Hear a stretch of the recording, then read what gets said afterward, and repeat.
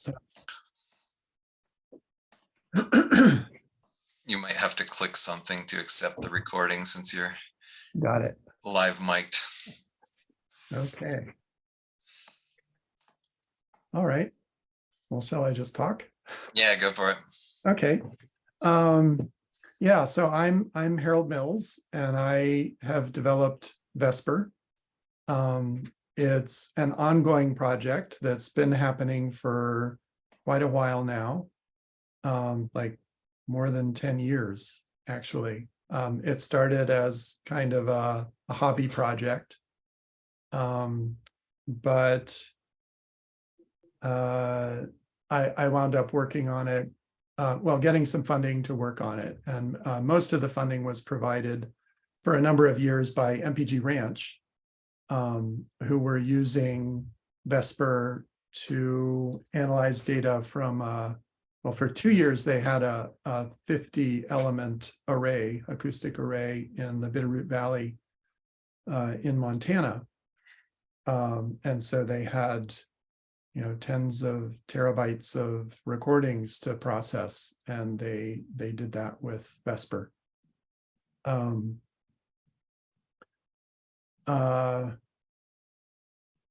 Yeah, and the basic idea of Vesper is to provide an open source web application for acoustic monitoring. And the focus to this point has been on nocturnal flight call monitoring. But there's no reason that Vesper could not be used for other kinds of monitoring as well. And not necessarily even for birds. You could in principle monitor bats with it, or elephants or whatever. I worked for about 12 years at the bioacoustics research program at the Cornell Lab of Ornithology, and kind of got into acoustic monitoring there, including night migration monitoring. And that group at the lab deals with quite a variety of taxa, cetaceans and elephants and birds and anurans and just all kinds of stuff. So that's sort of the basic idea of Vesper. Let's see, I just released version 0.4.13 about an hour ago. So it's there now. It's there's not a huge change in this version, or you won't see a lot of changes in the user interface or a whole lot of new features, because there's a lot of stuff happening behind the scenes in Vesper right now to get it into a position to add more collaborative features to it. It's been used to date primarily by individuals and small groups of people who install it on a single computer and use it to process recordings that that are on that computer in the file system. But it's always been part of the vision to support larger endeavors, where the data to be analyzed are hosted in the cloud, and the server, or possibly more than one server, runs in the cloud and allows people from all over the place to access an archive of data and collaborate on the analysis of the data. So that's my main development focus these days.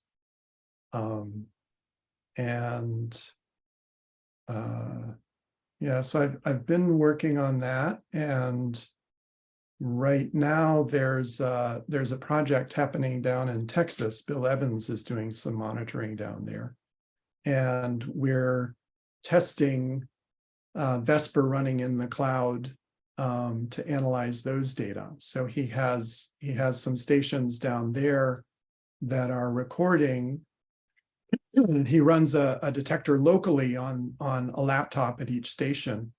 And then there's an archiver program that grabs the clips that come out of those detectors and puts them up into a cloud archive. So the data from the different stations come into the cloud archive in near real time. And you can point a web browser at the archive in the cloud and see the clips. And so the idea is that eventually, when all this is working well, people will be able to operate these cloud archives and work together to analyze data that they put in them.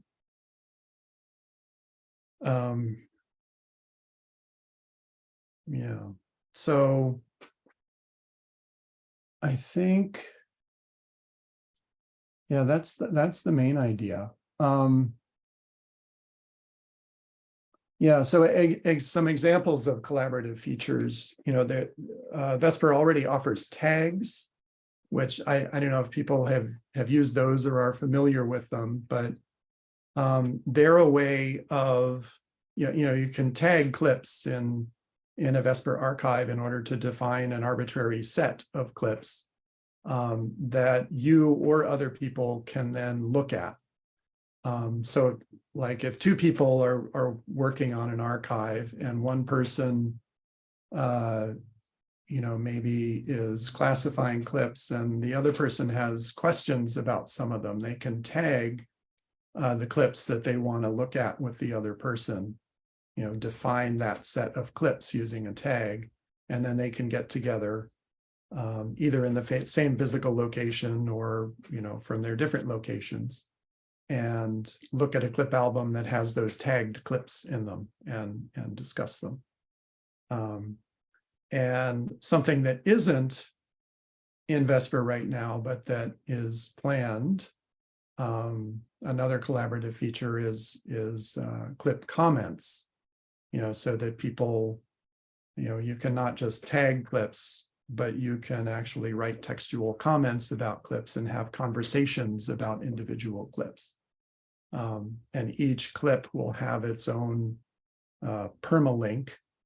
It's like a URL that you can go to see a spectrogram of that clip and all kinds of information about the clip, including whatever conversations there have been about the clip. So those are examples of the kinds of collaborative features that are either implemented or will be implemented. Let's see, another thing that's been happening and that's coming is a new nocturnal flight call detector. Benjamin Van Doren, some of you may know.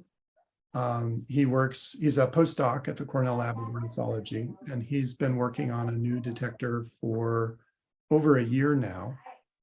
He's gathered a lot of flight calls from different sources and trained a neural network to both detect and classify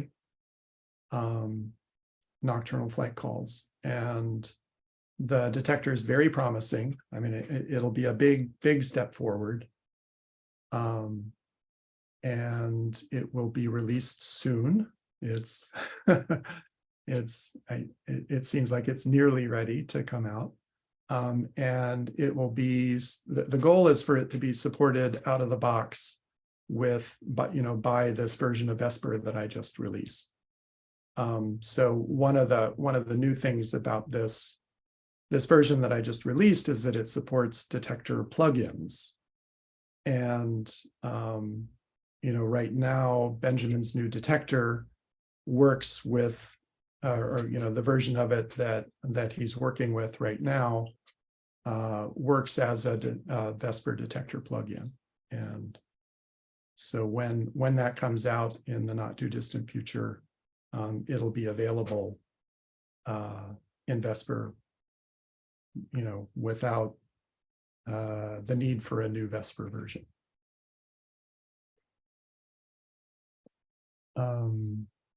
Yeah, I mean, that's mainly what I had to say about sort of what's happening with Vesper and where I hope to take it in the near future.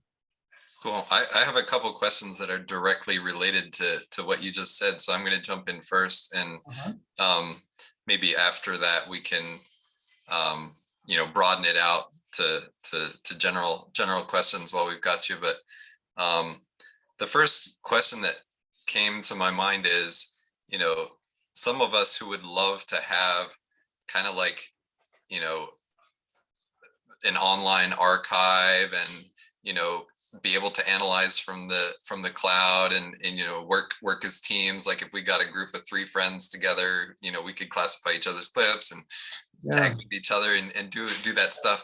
The first thought that comes to my mind is the costs. I imagine that will take server and everything. So what thoughts do you have about how we would pay for that, or would you be the host and we pay you, or do we have to set up some structure? How do you imagine that? Well, there are a variety of possibilities there, of course. I mean, you just mentioned some. And I don't have any particular plans for this. But there is quite a range of possibilities, really. I mean, so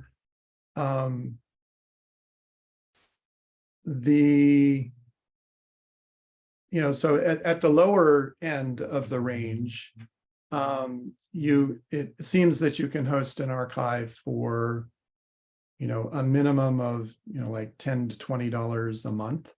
If it's a small archive that doesn't have a lot of, where you can't support a lot of simultaneous users with it. But that's sort of the lower end of the cost. And a large part of the cost will be storage. If you want to store full recordings in the cloud, Amazon Web Services currently charges 2.3 cents per gigabyte per month for storage. So if you collect a couple hundred gigabytes of data in a season for a station, what is that? That's a few tens of dollars a month. Yeah, I mean, with the detectors becoming good, it seems like for those of us who are more at the amateur end of the scale and want to save money, the wise thing to do would be run the detector and only upload segments that seem like they have the best, the highest probability classified calls go up, and you let the rest go with the wind. That's right. Yeah. And you can do that. Vesper supports archives where you don't store the recording audio, you only store the clip audio. And it will also be possible to store recordings locally, but have the metadata for recordings and clips in a cloud archive. And that, you would have, so that will require running a server both in the cloud for the metadata and locally for the recording audio data. But the goal is to support a wide range of configurations that range from pretty affordable to having everything in the cloud and paying thousands of dollars a year for your. So how's Bill doing it now? So what we're doing is just putting clip audio in the cloud. And so that's not very expensive. Because the clip storage is much smaller than recording storage. And just out of curiosity, if you were to sort of clone Bill's setup for, you know, a couple of people in Pennsylvania, is that like a year out in the future of figuring out back end work, or is that something that's like reasonably directly doable, or what?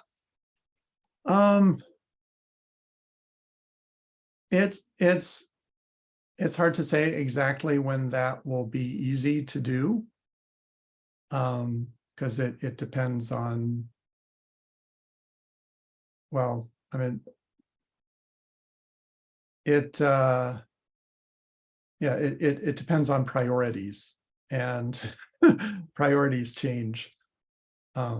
So, but that, one of the basic priorities is to get this kind of thing working to support this kind of collaboration. So it's probably going to happen within the next year or so, that it'll be sort of mainstream, or hopefully a mainstream way to use Vesper. And I'm personally very excited about this sort of mode of operation, because it's the vision that's been driving Vesper development all along. Right. Yeah, as as one of the main end goals. I'm an eager potential recipient. Uh-huh. Great. And I think getting something like that going would probably also snowball, because it would reduce the barrier to entry for a new station. Yeah, yeah.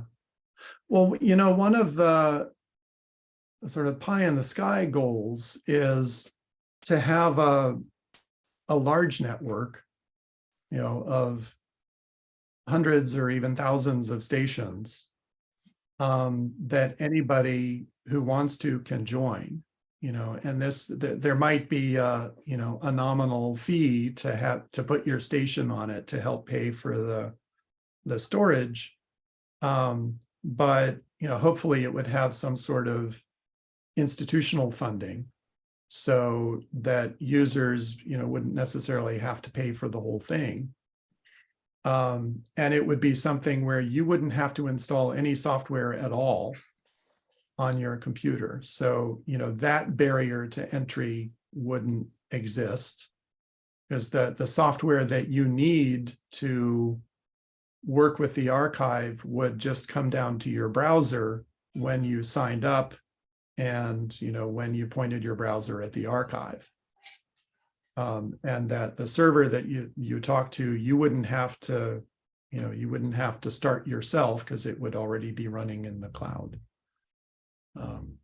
So I've gotten the impression that having to install Vesper and run a server has been a big barrier for a lot of people for adopting it, and so I'd like to remove that barrier by enabling this kind of operation. Cool. Mina, are you unmuting because you got a question? Go for it. Yeah, my question is, like, there are some things like open science frame data collection area and things like that. So can one look at those things? Because a lot of places are offering free data uploads, scientific data uploads. Uh-huh. One of them is of open science frame Right. structure. So I don't know how many, there must be some more also. Yeah. So, I'm not very familiar with those services. I mean, what I've seen has been services where you can upload a collection of data, and then other people can download it or parts of it. And that's pretty different from a Vesper server, which is more of a live web application where, for example, you can look at spectrograms of pages of clips that are in the archive and annotate them and modify the data that are in the cloud, or add to them. And I suppose it's possible that there might be some service that will actually host web applications instead of just collections of data. And that if anybody knows of something like that, I'd be very interested to hear about it. Yeah. So probably somebody from the academics might be able to suggest some locations like that. Yeah, I mean, there are also, like Amazon Web Services offers grants to people, grants of service costs.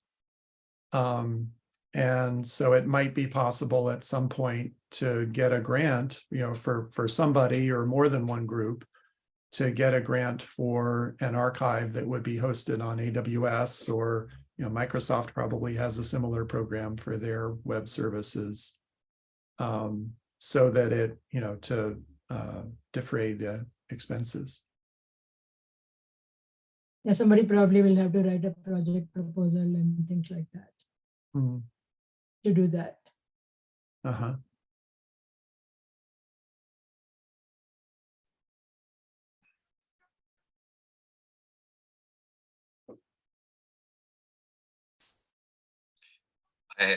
I have so many questions. I'm just going to keep rolling through them.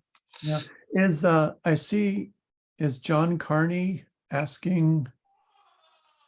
Oh, I see ask to unmute on his. Oh, sorry. Oh, no, everybody, you can, because you're the host, you can ask anybody to unmute. Oh, that's just where my mouse was. Yeah. Hey, John. I didn't have a question yet, anyway. Okay. Hi, John. Hi, Harold. It's been a long time. Yeah. Here we are in the small world of nocturnal flight calls and other worlds colliding. Yeah. Oh, and actually we have a question in the chat from John Skinner. Are there any major differences with the installation and configuration of a Vesper server other than the ability to run the server via Docker Compose? Major differences. I'm not sure what that's getting at. Differences from, between what? I mean, right now the Vesper server is actually run. It's possible to run it using Docker Compose, and that's where things are headed, and that I hope will become the norm. It's actually not the recommended way right now. What you do right now is just run a Django application directly from a command line. But John, could you clarify? I'm not sure what differences you're asking about.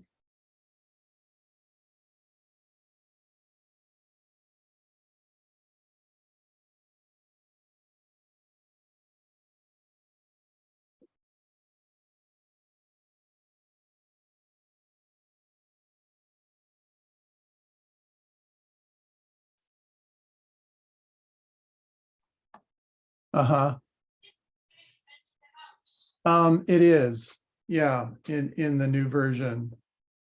Yeah, and that's a common sticking point.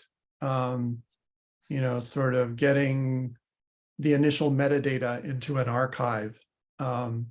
Vesper, in order to provide certain features, it wants to know, what stations you have and what devices you have at the stations and how they're connected and things like that. And Yeah, so there is this initial configuration process that has to happen. I am happy to help you with that if you get stuck, or anybody else. Yeah, if you want to contact me, and I can. I would also say that that stage of the game is fresh in my mind because I just did it again for a new computer, and I helped Angela with it. And I was even thinking that if anybody is hanging around after the main recorded part of the meeting ends and wants to install Vesper and get your stuff set up, that we can just do it tonight as well. So if anybody wants to get Vesper close to up and running tonight, we can set that as an evening goal. Yeah, and so I put my email address in the chat, and yeah, I'd also like to put in a plug for the Google group called Vesper Users that has not seen a lot of traffic, but it the idea about it is that it's a place where, if you're trying to set up Vesper and you run into trouble, you can post a message to it to ask for help. And I'm happy to help with that. And that, like Joe was saying, there are other opportunities to get together with folks and work on that.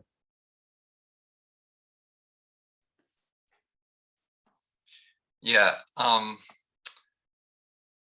think it would be cool if in future versions there was sort of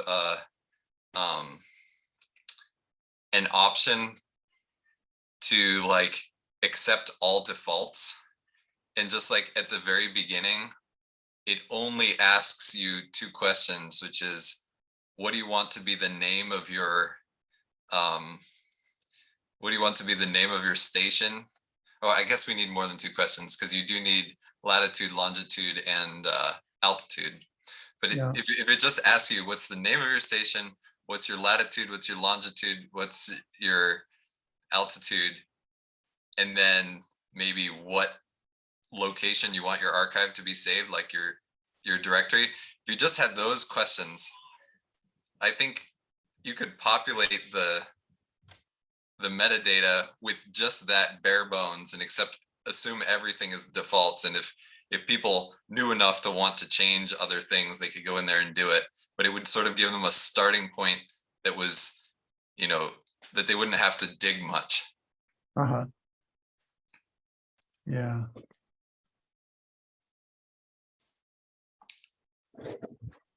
I think I can get the link as well.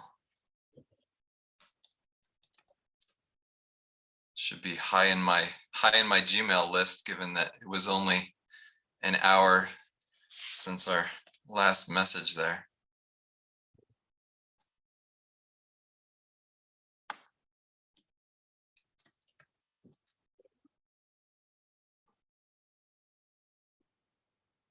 So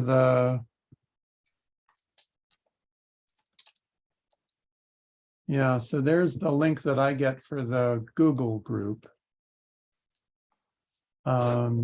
Maybe somebody could try that and let us know if that works for them.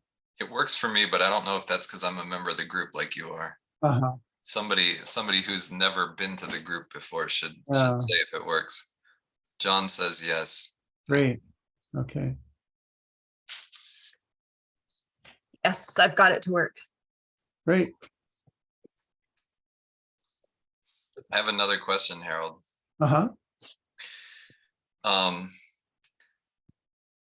It seems like there's for hobbyists, it seems like there's a typical routine that we would go through to analyze, to run a detector and run a classifier before we really got down to the business of going through and doing our annotations. And I was wondering what would, like, this came up in the conversation with Richard last week, where he said, you know, he has these little scripts that he uses to sort of make as many of the steps to getting everything ready, like just getting his files in the right place and named the right way, and then to, you know, change directory and run the archive, start the super user, start the local host, whatever, all those little steps. And also, like, I was thinking, you know, it would be so nice if I could have a saved script that would just say all the things that needed to be done to, you know, everything from starting the server to, like, I always want to run, you know, this detector, and then once that job finishes, run this classifier. And then like I could just have it all happen no hands, and if I could make that into a batch file that was scheduled, that would all happen, you know, maybe even before I wake up in the morning, and that I could just sit down and eat my cereal and start tabbing through my stuff without having to push a single button before I see what was the, you know, the first thrush type call of the night or whatever, you know.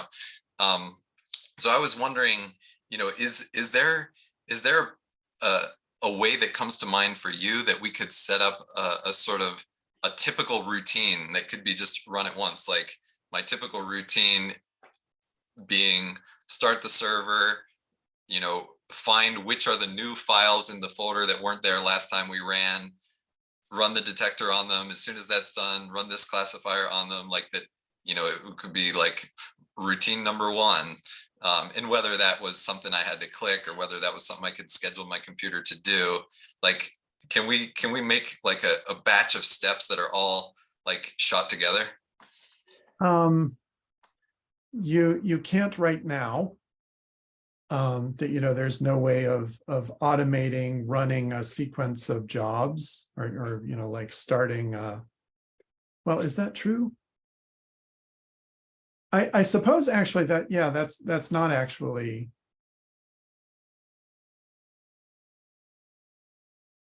I think, yeah, that's not actually true. It's possible in principle to automate that, because I mean, what you would have to do is, you know, sort of send the right sequence. Well, you'd start the server, you'd have a separate program that would start the server and then send it a sequence of commands. You know, a sequence of URLs that would run jobs and such. Yeah, that's what I was wondering is, Submitting forms to the server and whatnot. Yeah, could you just, it's just a URL that you send to the server that says run this thing. Yeah, it's an, in, you know, the language of HTTP, it's a post request that you send to start a job.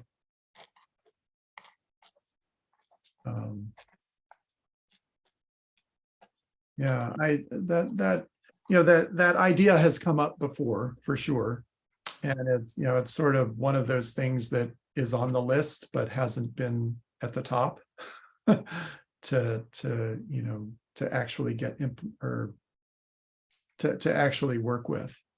Yeah, I wouldn't put that ahead of your main thrust around the collaborative work. Like, Yeah. I don't want you to be diverted, but I did, while I had your time, Yeah, I did want to ask you if I was going to look for, like, imagine I'm manually going through my process. Those post requests, where would I find them so that I could just kind of look at the post request and say, oh, when I asked it to do this classification step, this is what the post request was. That was, are those all in the log files, or where do those appear? I'm not sure. Or are they in my browser history? I'm not sure exactly where you would get, you know, exactly the information that you would need, but I will think about that and let you know. I mean, certainly one thing you can do, you know, the post requests, they send some JSON to to the server. And you can see that JSON in the log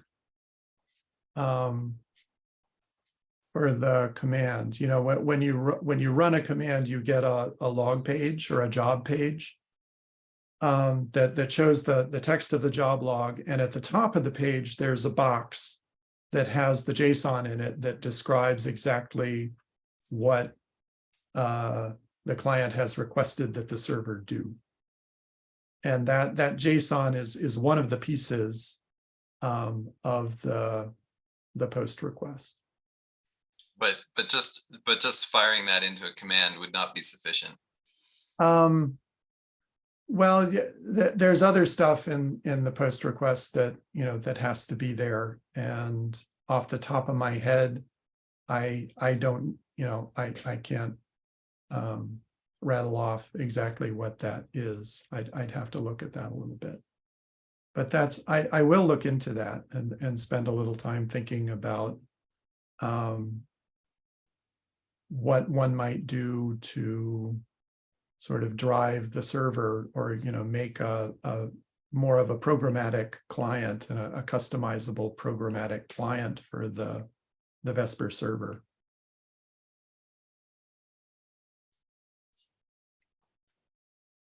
I think, you know, one of the issues is that in these post requests that you send to the server, you're starting a job. And, you know, if you say want to run a detector and then you want to run a classifier when the detector finishes, the question is, how do you know when the detector has, you know, when that job has finished? And, you know, the answer is not terribly simple. I mean, basically, I think you'd have to poll the server for the job log and look at the job log and you know, see when the job has completed. Or my strategy, which would be to set a pause to wait that's absurdly long.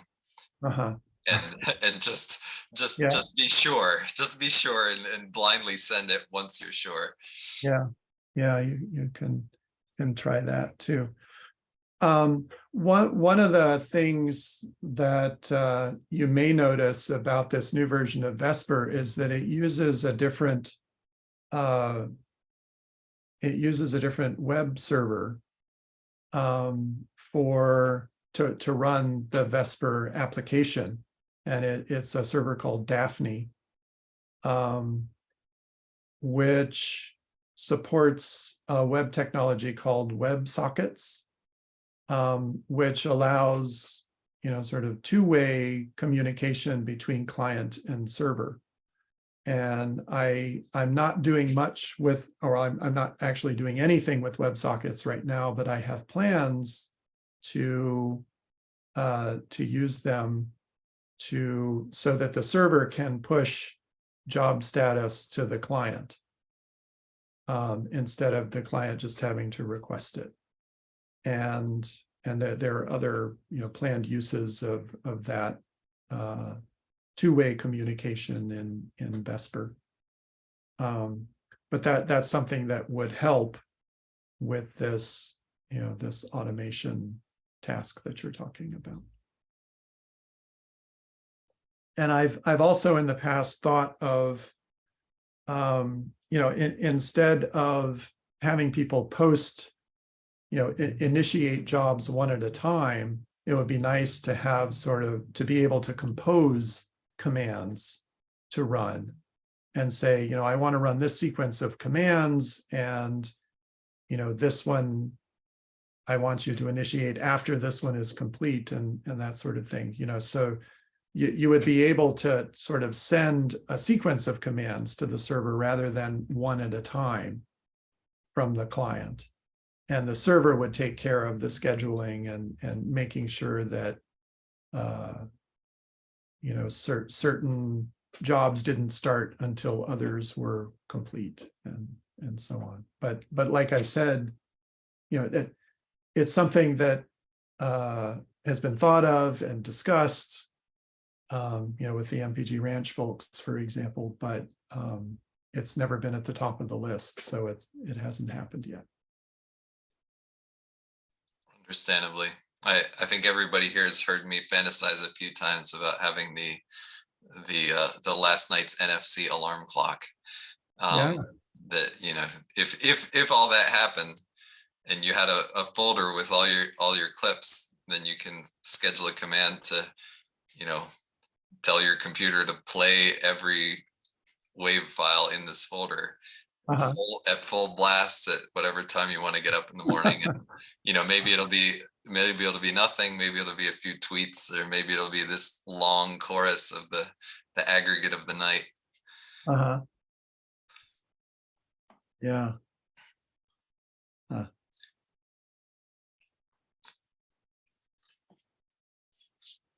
Richard sent a question. He said, did you think that you could put his eBird checklist assembling thing into Vesper itself, or is that always going to have to be an external second step? I would actually like to include something like that in Vesper. And that's, you know, that's another example of something that's been on the list for a while. And you know, the basic idea there would be to allow somebody to tag clips that they want to submit to eBird, and then sort of have there be a command, you know, that you can initiate from the Vesper user interface. You know, like there are commands right now for exporting clips to the file system, you know, audio files to the file system, or metadata to a CSV file in the file system. It'd be nice to have an export command to send clips to eBird. And that's the idea, and that, you know, that would do something similar to what Richard has made.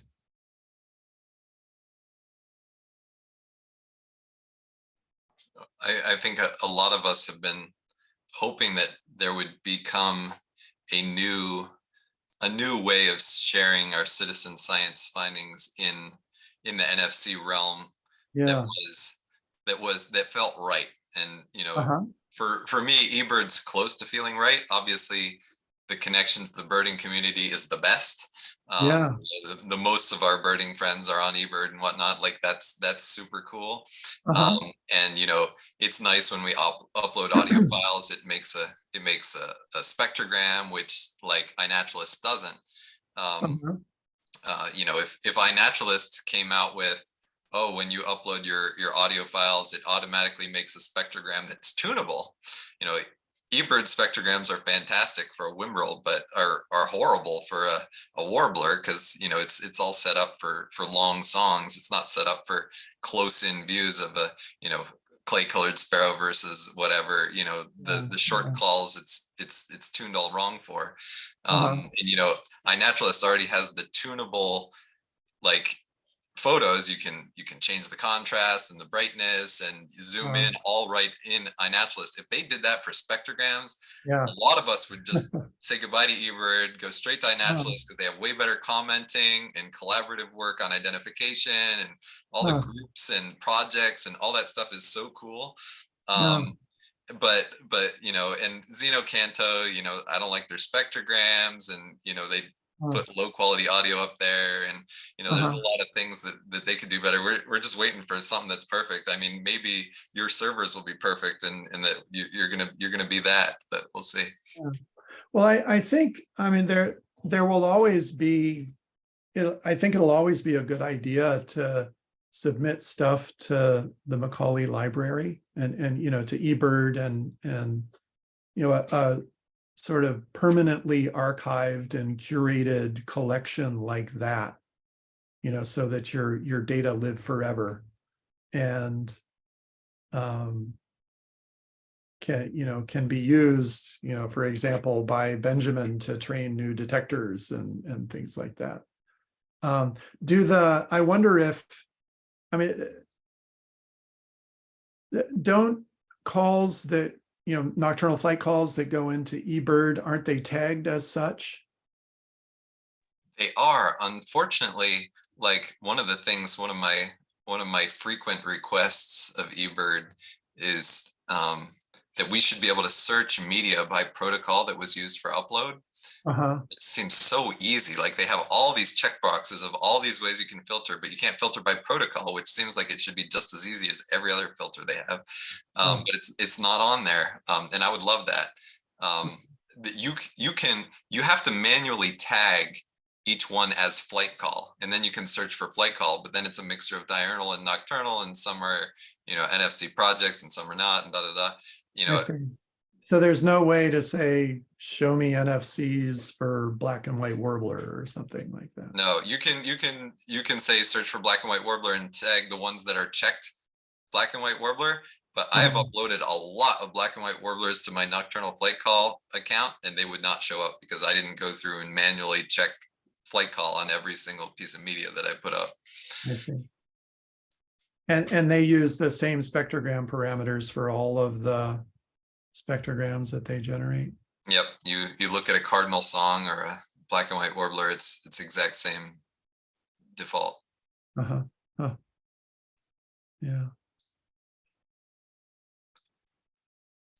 How many NFCers, aficionados, or there's Richard and you, how many people are sending nocturnal flight calls to the Macaulay Library? Like how many people here? I wish Ian was here because he downloaded all the eBird data that used NFC protocol and put up this Tableau to visualize the data and everything. And I think he would answer that question in a big, good way, like really well. Of course, Benjamin knows a lot about that too, but I don't know. But yeah, I know Brian does. Bill. Yeah. Oh, wow. Brian always has these cool computer tricks.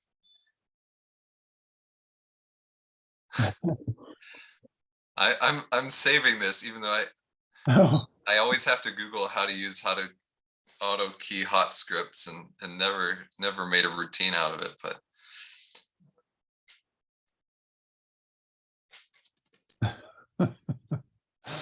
oh boy. I really should invest more in that learning curve.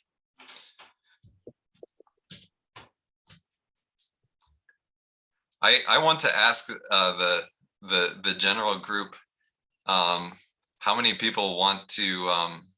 I know Angela wants to do some just like me. We want to create a new environment and install the new Vesper version. We were hoping to find out that we could also install Benjamin's new detector, but I guess that'll have to wait to whenever he's ready to roll. Yeah, that isn't released quite yet, but I would say the last version of BirdVox is then the state of the art for Eastern flight calls at this point. Yeah, I guess so. Yeah. So anyway, we'll dive in on that. And yeah, is anybody else who's here eager to install Anaconda and create environment and set up your metadata? Is that a priority for people here, or do you have more questions particular for the community, Harold? I'd be happy to go different ways with this.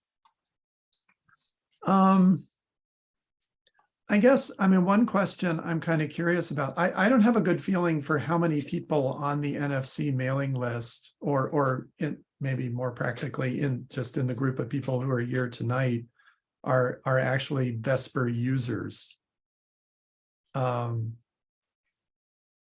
So how many people who are in on this call right now are actual, use Vesper currently for their analyses? I will be. I'm brand new to this. So I've been collecting, this will be my 3rd year of data, but I've done no analysis. So I'm actually really, really excited to see Vesper, and thank you for all your work on this and making it available. Yeah. Well, I'm excited that you'll be using it. It's great. I've been using Vesper for several years. Uh-huh. Yeah, I like it. You know, it works. Uh-huh.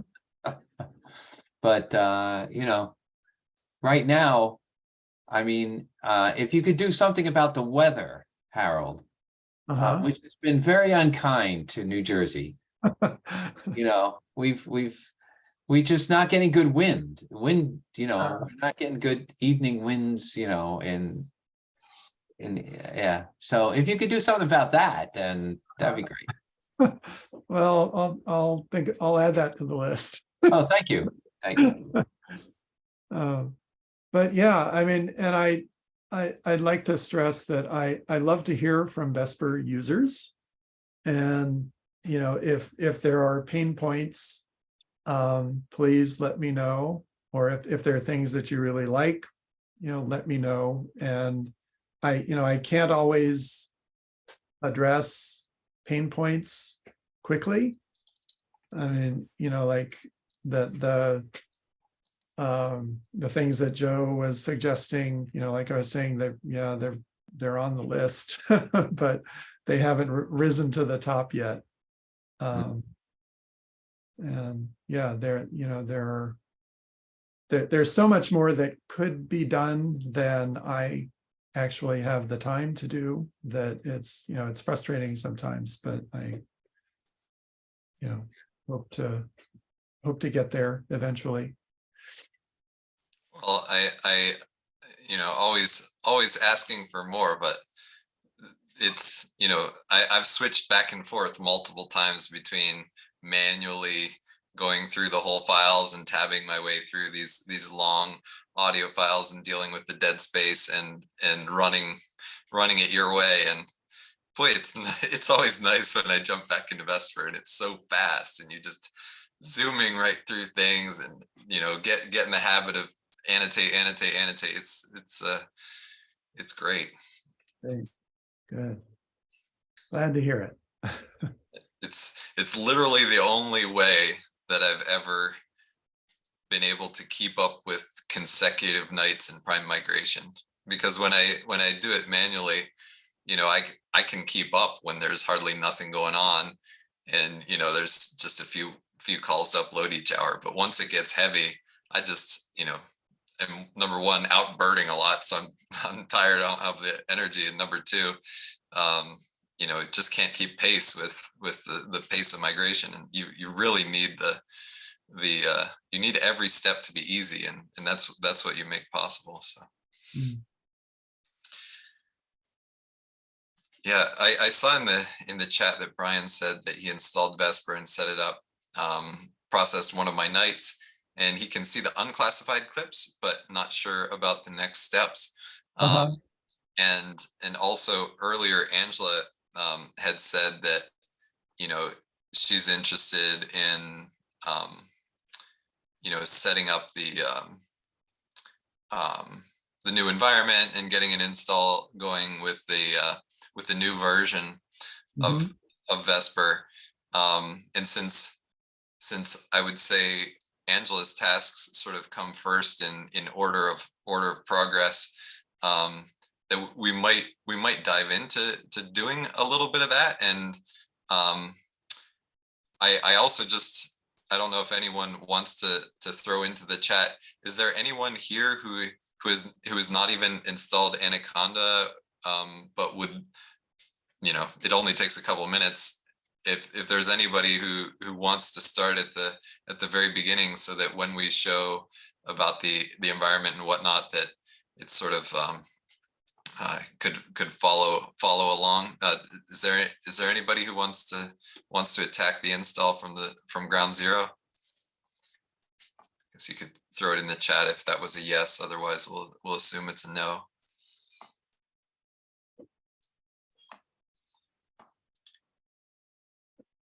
Yeah, Mina, So yeah, Yeah, I bought a new computer now. I don't have any of those installed things. So I'll have to redo again. But I have Harold Mills to help me out if necessary. yeah. I mean, I would say just dive in on the first step. Get on Google and search for Anaconda and click all the links that say download. It's the main place to begin. Mhm. And there are two options with Anaconda. There's, I know Joe's written about this, but there's Anaconda, which is relatively large, and then there's something called Miniconda, which is relatively minimal. And Right. Miniconda is perfectly sufficient for Vesper. Uh-huh. And So which one do you suggest I should download? Anaconda? Well, if you search for Miniconda, especially if your space on your computer or if your internet's, if that's even the least bit of concern, definitely search Miniconda, and then it'll ask you, are you on a Mac, or are you on a PC, are you on a 32-bit or a 64-bit machine, and you sort of have to figure that out, and then you can click the right download link, and then It automatically did it for 64 bits. cool. Yeah, well, you'll see the link. Just install it. Just if Yeah, I did you that. just find it by Google search for Miniconda, and the first page is that. Yeah, I mean, I did the whole Anaconda. Okay, cool. It will Yeah, take yeah, and 787 megabytes, so it's going to take a long time. yeah, yeah, and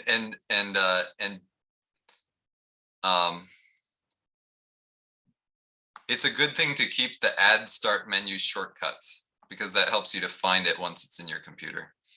For us beginners, right. Brian mentions that. Yeah, 1 more minute left to go. Cool. All right, Angela, do you want to open up an Anaconda prompt and share your screen, and we can talk through how to create a new environment and how to install the Vesper. It's basically the same thing we did last week, but it'll just be for the new version, and everybody can see it. Yeah, it'll just be a second. I'll have to connect to the internet with my PC. Oh yeah, to join the Zoom to be able to share. I gotcha. Yeah, exactly. So unless you want to use your, oh wait, did you already install yours? No, I didn't actually. I'm right there, so I could share screen and Yeah. it could be me. Yeah, one second here. So a quick question then. I would assume it's, even though I have no data imported into the current version of Vesper, I deleted my test file. In Anaconda, should I delete this version of Vesper or keep it? You can leave it there. I mean, it doesn't matter either way, I don't think. Harold, do you think it matters? No, I recommend, each version of Vesper you use installing in a separate environment. And if you do that, you can have as many of them, as you can install, and they shouldn't interfere with each other. Okay. If you're sure that you're never going to use a version again, then sure, go ahead and delete it. Or remove the environment. But if you think you might want to use it, or maybe for a while after you install a new version, you might want to keep the old version around, just in case. Yeah, actually, let me open up the right page of Vesper, and one second. I will then be able to show that thing. Cool. So I would be on this this website, Vesper Read the Docs. If you do Google searches for like Vesper and Harold's name or whatever, it will get you to installing Vesper. I guess I need to go back to the front of the page because it was on the old version. How do I, okay, here we go. So the first piece of the instruction says, you know, how to do miniconda or anaconda. And then now, as of a few hours back, it said 4.12. But now it says open an anaconda prompt, which, you know, for me to open an anaconda prompt, I just go on my PC and I just search for anaconda, and that's the first hit that I get. And then once I have this prompt open, then I'm gonna put in this command conda create -n Vesper 4.13. So this exact piece of code is what I have to put into. So I'm just copying that off the website. I'm putting it on here and I'm hitting enter. And it's starting the work. It's asking me, do I want to proceed? I say yes. It's extracting packages.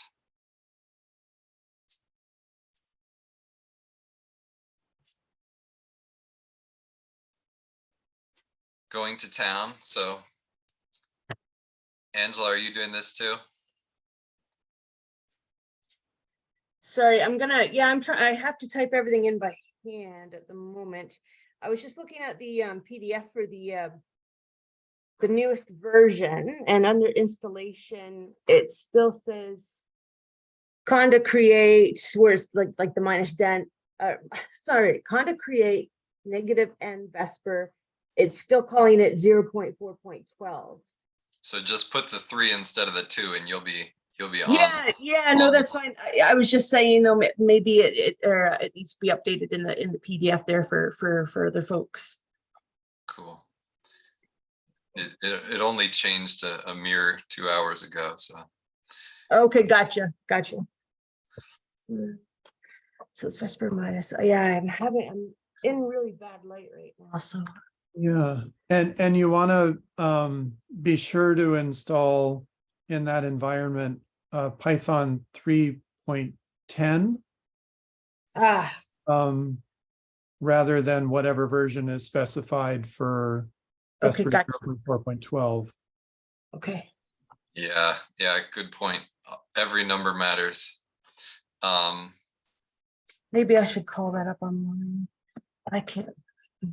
Are you ready to share screen so that we can talk you through getting it right? Who, me? Yeah, or you're not ready to do it. No, just give me 2 seconds. I'm just doing the content create code. I just trying to see if I've got it entered right. -0.4.13 Python equals 3.10. Okay. Boom. That sounded perfect. Okay. All right, it's thinking. And it's going to ask you for a yes, a Y in a minute. Is it just you and me, or do we have other folks doing this at the same time? Okay, Maybe so it just you and me. says encountered an SSL error, decryption failed or bad record. I was planning to do it, but I got delayed. Just now my Anaconda got installed. Okay. So so I got a certificate error. It just says clicking package metadata failed, conda SSL error, encountered an SSL error. Most likely a certificate verification issue. Huh. Yeah, I would say I'm not sure what would cause that. You might just try it again and see. Sure. Yeah, let me just copy and paste that. That's going to be a lot faster. And I can share my screen in a second if the problem persists. Okay, it's not going to let me copy it. Okay. So conda create. Can we check that there wasn't a typo in? Yeah, so it's conda space create space -n space VESPER -0.4.13 space Python equals 3.10. Now, was there, between the Vesper and the 0.4.13, was there a dash? Yeah, oh yeah, dash, sorry, yeah, dash. All right. And okay, so I hit enter. Okay, so Harold, I think I'll contact you when I start downloading it later. I'll see you later. Yeah. Right now, too many things are going on, so I'll do it later. Okay. okay, I've got to proceed, yes or no, so yes. Okay, well, that was weird. Second time was a charm.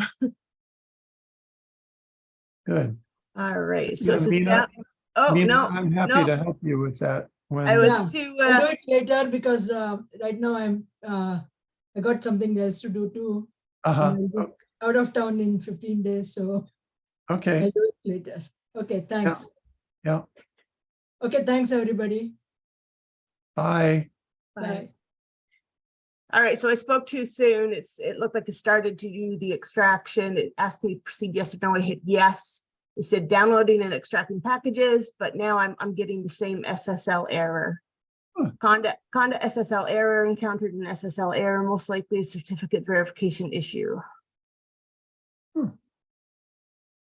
I can keep trying. What, I'm just, you know what, I'm gonna close Anaconda down and just reopen it. I don't know if that's gonna make any difference or not, but what the heck. what operating system are you using? Is it Windows or? Yeah, like it's Windows, yeah. Windows 10? I believe so. I'm not. How do I check which version of Windows? I'm pretty sure it's Windows 10, yeah. Yeah. Huh. All right, so. Create. There have been many times when restarts helped things. Yeah, I might just have to restart the entire desktop. I'm just going to try one more time. I don't want to hold you up. Harold, while that's happening, did you see what happened to me before my internet had a hiccup? No. Oh, this? Yeah, so I got as far as doing the pip step, Uh-huh.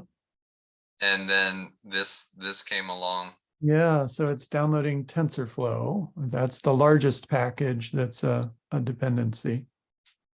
And read operation timed out. All right, I'm gonna. Do you think I should retry the pip step? Yeah, let's look at. Yeah, probably. Now, what does it say? Yeah, so pool host, read timed out. Yeah, I would guess just try it again. And it'll know that it's downloaded the packages that it's already downloaded, and you'll get to TensorFlow again, and it'll continue with that. Yeah, my Wi-Fi got shaky at the same time, so I think the two were connected. Yeah.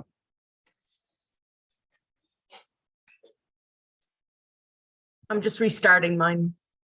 Cool. My computer.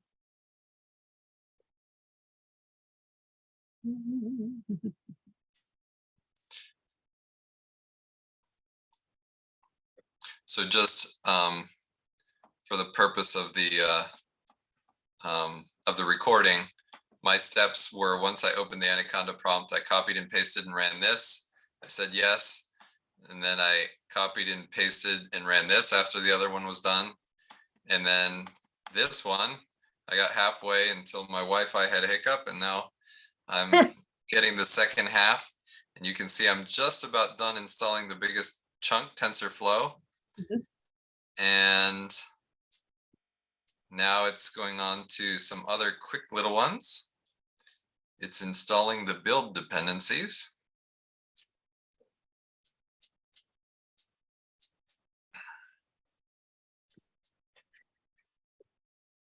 I think one thing that is important with these kind of things is to not give up, because just getting started is half the battle. And you know, sometimes something happens, you don't know what it is, and you know, just restarting and trying again usually doesn't take that long.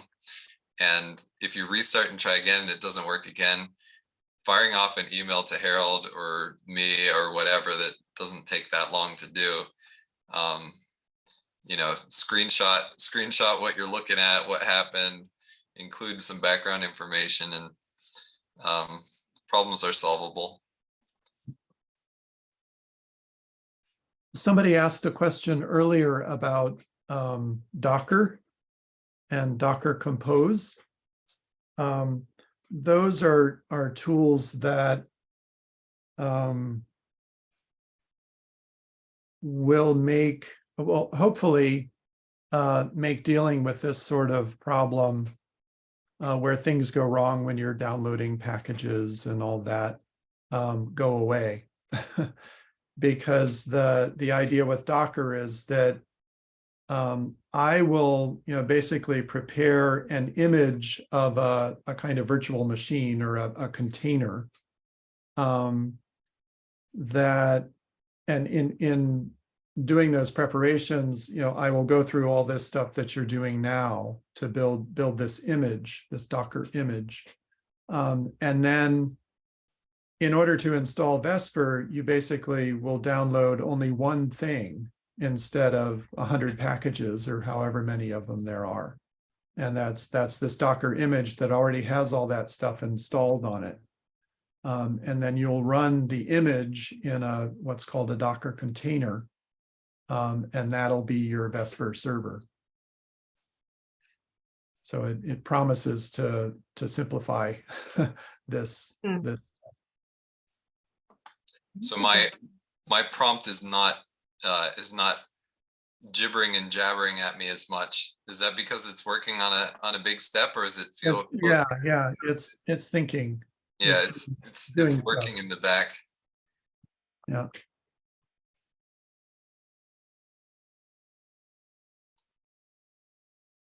Okay, installation. Okay. All right, I'm opening up Anaconda again.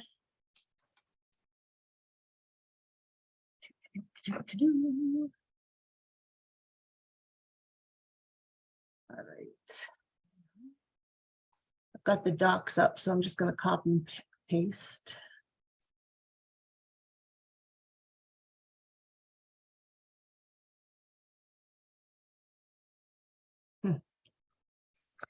All right, enter.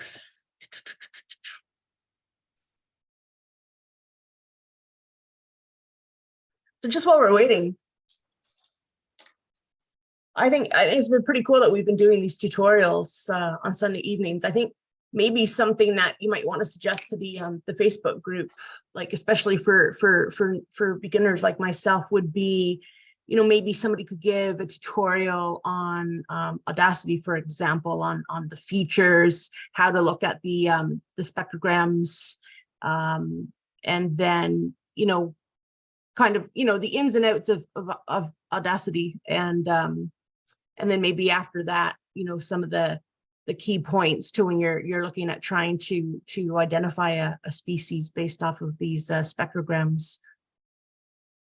Cool. Actually, that's what we did last year. Brian, or was it 2 years ago? Brian presented, and that's up on YouTube, so I can give you those links. Oh, that'd be great. Yeah, definitely. I think we need to create like a more of a resources folder on the Facebook group, because right now when you click on resources, it's just a bunch of WAV files, you know, folks asking for help with identification, rather than like you know, resources to like the YouTube presentations that you were talking about, or even really interesting publications on this type of data gathering and analysis. Yeah, we often have stickied to the top this page, bibliography of nocturnal flight call sources, that I think is what you want. Where is that? Anyway, it's going to be in the chat here in a couple seconds. Yeah. But sorry, where are you talking about this? This is in the Google's group or the Facebook group? It's in my Google Docs, but it's going to be in your chat in a second. So just bookmark it. Okay, downloading and extracting packages, proceed. Okay, so now it looks like maybe that's gonna, okay, so the next one will be Conda activate Vesper. So I'm just gonna copy and paste that. So that worked? You were able to, Yeah, I think so. excellent. The power of the reboot. Yeah, tell me about it. Jeez. Don't give up. Reboot. Well, it's not letting me, now it's not letting me copy and paste. What the heck? You might have to reboot again. No, just kidding. No, I don't even joke. I don't have a lot of patience for, there we go. So Conda activate, Vesper, yada, yada, yada. Okay, so now I've got a C prompt again. So now I'm saying pip install. It's just I didn't get all of that stuff that you did, so I'm not convinced this has worked. Would you be so kind as to share screen? Oh yeah. So we can tell where you're at and coach you? Yes, hold on. I just have to go to Vesper, Facebook. And let's go to my, oh, it might be working. Go to my events. Where are we here? Facebook's changed its stupid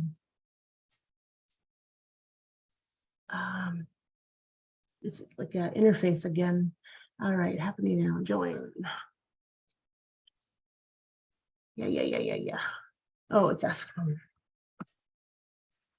You probably already registered for this link. You probably already have it in your email that you can jump on the Zoom link from that computer if you have that.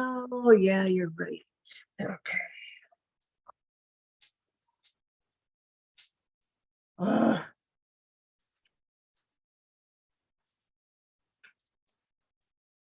Well, I just took a quick look at Anaconda. It might be working after all. All right, sorry, I can't get my there we go.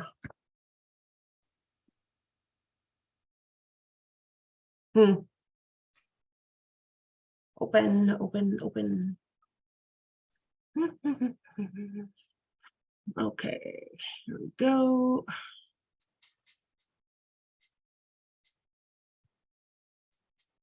Apparently it doesn't like doing two things at once, struggling to even open my email. Okay, here we go, join meeting.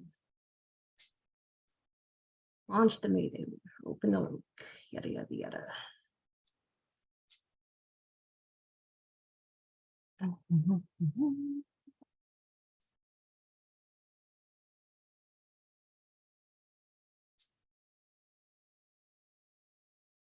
Trying to open the Zoom meeting.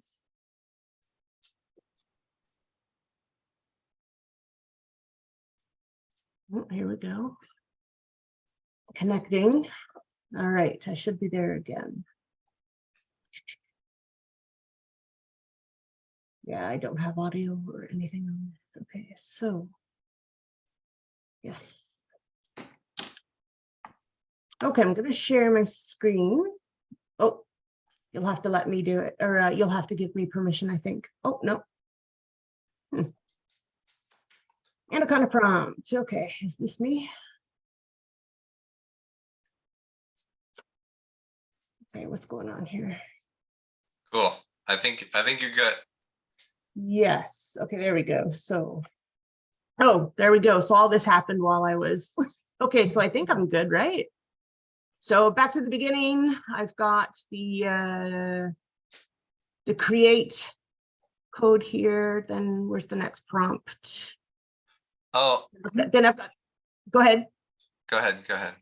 Well, then yeah. Please update Conda by running this. So I put in, oh no, I didn't do that. Oh, hey, you know what? I don't know if this matters, but if you scroll up. Yeah. Oh, sorry. No, never mind. Scratch. Never mind. Okay. Yeah. Okay. So where is this? It looks like the environment installed just Yeah. fine, or you created the environment there. Yeah. So there's the then, that will be installed, the instruction. Yeah. Right, and then you activated the environment and you tried to install the Vesper pip package, and that failed with that SSL Yeah, again. And I'm not sure why that would happen. okay. So what was the, So do you want me to- you got on TensorFlow, so I would say just do the pip install Vesper thing again, and maybe TensorFlow will come through the second time like it did for me. okay, hold on here. So what was the, PIP oh, space so it's just, okay, hold on. install You, space you Vesper. may be able to just press the up arrow key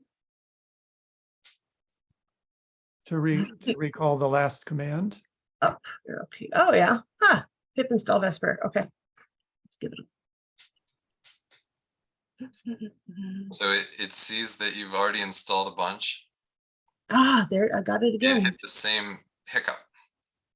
So did you have the same hiccup? No, this is a different hiccup. So how far have you made it?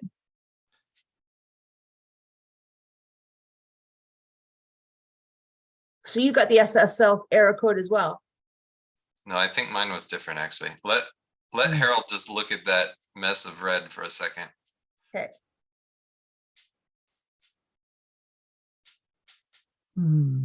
Yeah, could you please scroll back Yeah, health. Oops.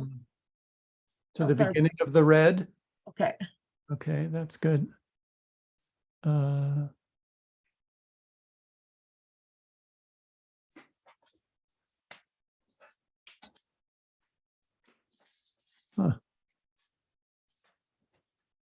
Yeah, I don't know why that would happen.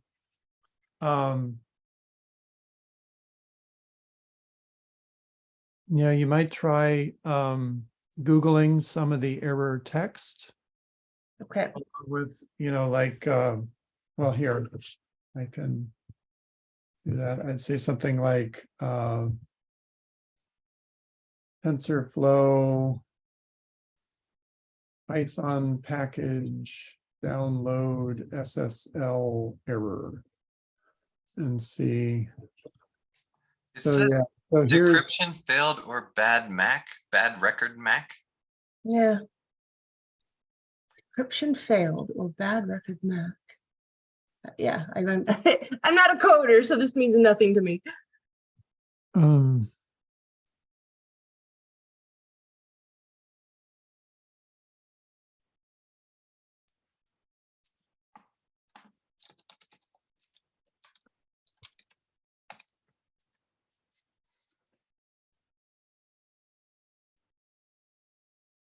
Occurs when either the certificate is invalid or the message hash value has been tampered. Django creates a single database connection.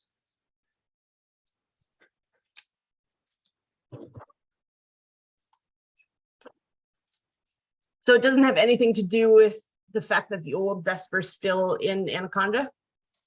No, it's in a different environment. They shouldn't Yeah, touch. yeah, okay.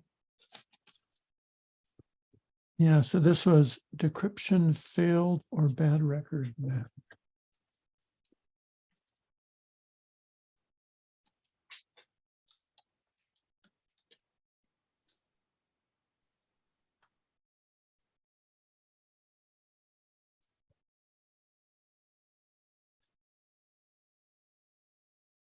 What was your error, Mrs. Joe? How far did you get?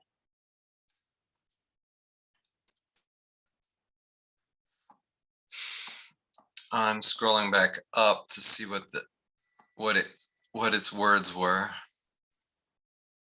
It said error exception trace back to blah blah blah TensorFlow stuff, and then at the very end it said raise read timeout error, pip vendor exceptions read timeout error, HTTPS connection pool host files Python blah blah blah read timed out. And that one just I restarted pip install Vesper, and the second time when my internet was stable, it ran through perfectly. And it sat for a while doing nothing because it was thinking in the background, and then it finished up. And I'm at the step now where Okay. I would be going on to install BirdVox Detect. Oh, okay, okay. Oh, well, I don't know what to do. I mean, I don't want to hold you up. Well, I'll let Harold make the call. Should we move on with my installation for the sake of demonstration? Or do you want more time to think about Angela's situation? Yeah, I guess so. I mean, the thing that I would suggest to Angela is that we create another environment and try installing just TensorFlow in it to see if we get the same error. Oh, okay. Yeah, you would have to walk me through. Okay, so type So wait, what? So when I'm in, like, so obviously I'm in Vesper, like, how do I get out of that? Like, do I need? well, so you can say conda deactivate. I Oh, mean, okay. you don't actually have to do that, but we can do that. Yeah, so just conda deactivate. Okay. That deactivates that environment. And so at the beginning of your prompt, you'll Okay, see yeah. base, which means Yeah. you're back at the base environment. Okay. So say conda Mhm. space Oops. create Honda space. Yep. Create. space -n space test space Python equals 3.10. Mhm. And hit return. And that's the same as the command that you use to create the Vesper environment, except the name of the environment is different. Mhm. And so type Y, yeah, to accept that, and it'll create the environment for you.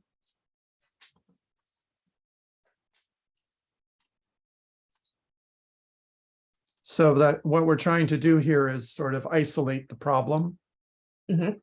by working with just TensorFlow to make sure that we're getting this SSL error for just that. So you can say conda activate test now, which will activate that new environment. Okay, and then say pip space install space TensorFlow. And that'll install just the TensorFlow package. So all one word, TensorFlow. Yes. Okay.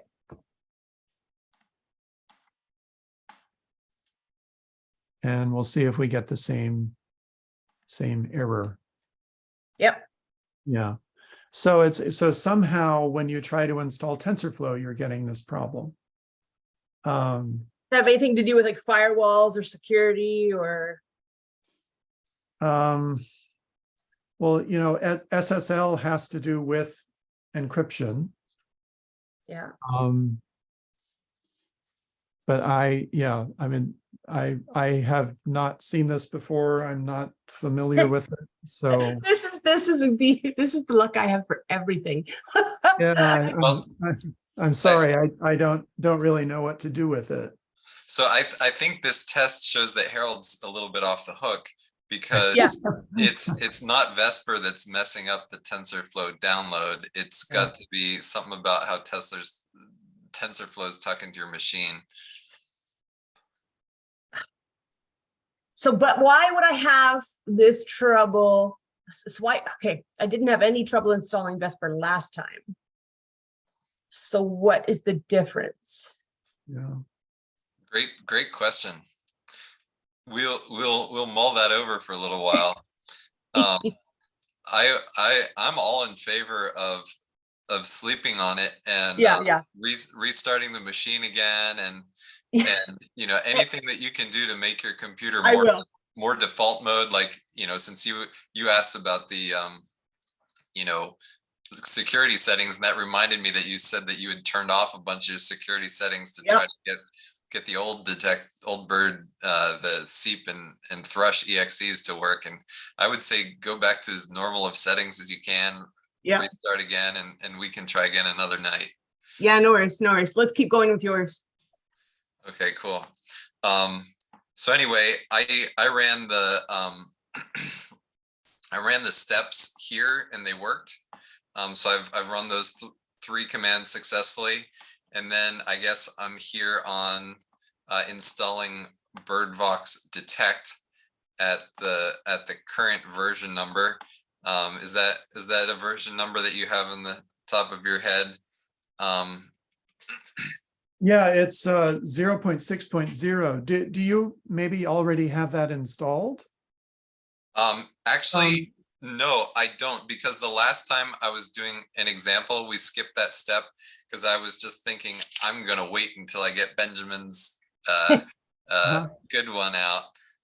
So yes, say that number again. 0.6.0. And you, yeah, you don't want those angle brackets there. Cool. Right, but there's more to the command.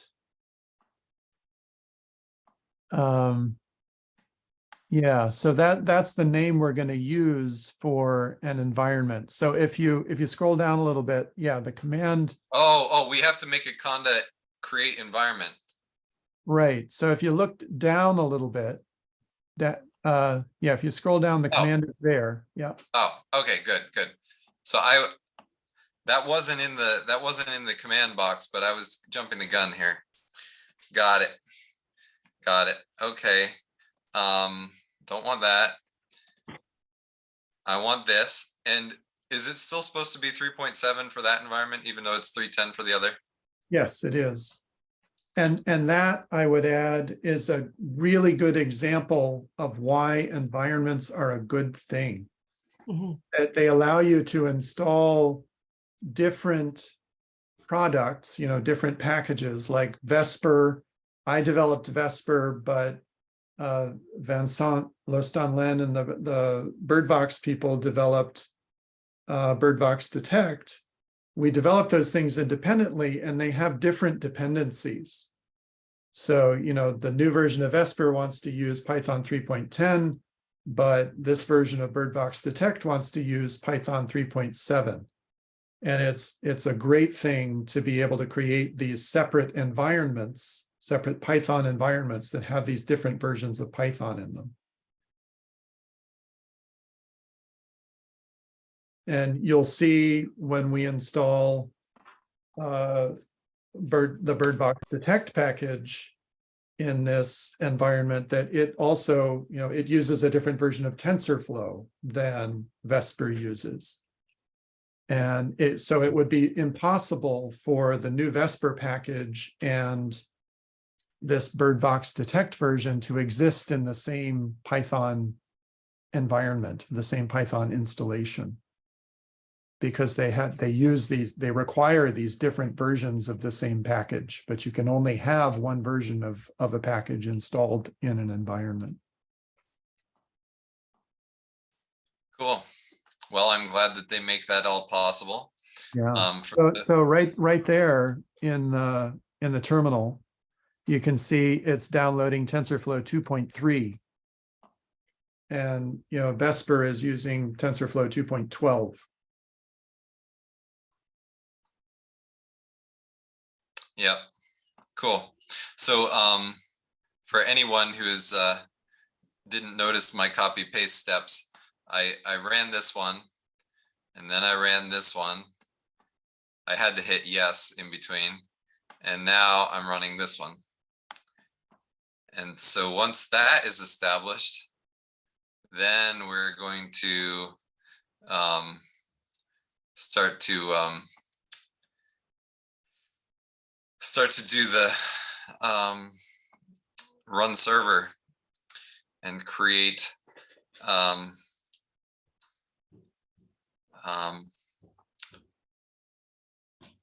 the tutorial archive and all that.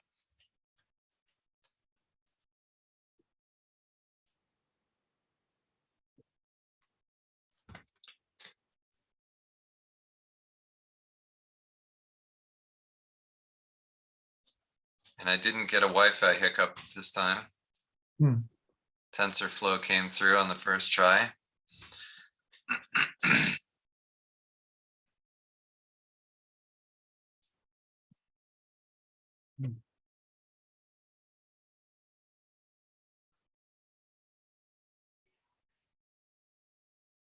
It's been a while since this version of Birdvox Detect was created. And over time, the sort of what Conda has to go through to figure out or to get the right packages has become relatively complicated. So it's it seems to be a relatively slow install, and there some error messages usually appear. Yeah. But I think it'll probably succeed in the end. Well, when Benjamin's new detector comes out, it'll be all very modern and new. Yeah.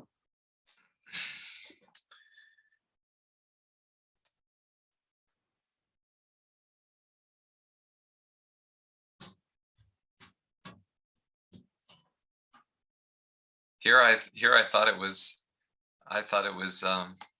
it was out already, but guess it's close. It is, yeah.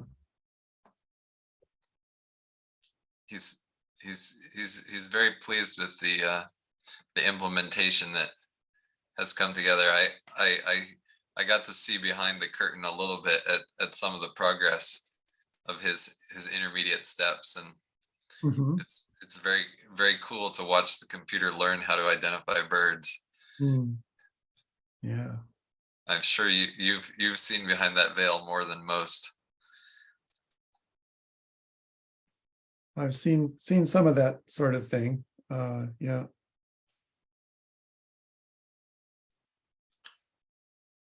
Yeah, I think this Benjamin's detector was it's really a major step forward. Promises to be that. And it'll I think both detect and classify considerably better than any previous detector. So that's really nice. Yeah, I agree. Cool. So I have BirdVox detect. Looks like it's come through and didn't fail in the end, even though it has a few little yellow and red ticks along the way. Mm-hmm. So I guess right. So now you have a Vesper environment and a BirdVox detect environment. Right. And so now I need to go back and activate the Vesper one, which pressing up a few times brings that code back into my prompt. And so now I'm in the Vesper one. And then I guess, what am I doing? Creating super user? Oh no, I have to make the archive.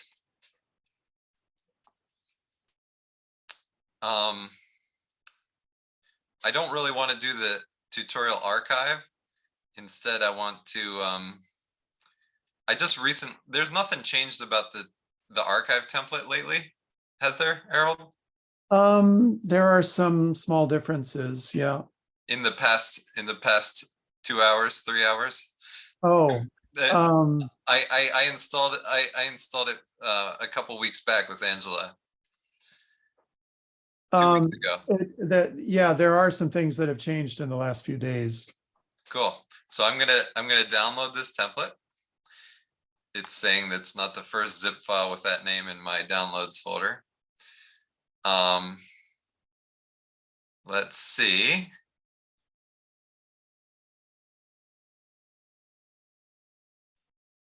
And then I'm going to copy this onto my desktop.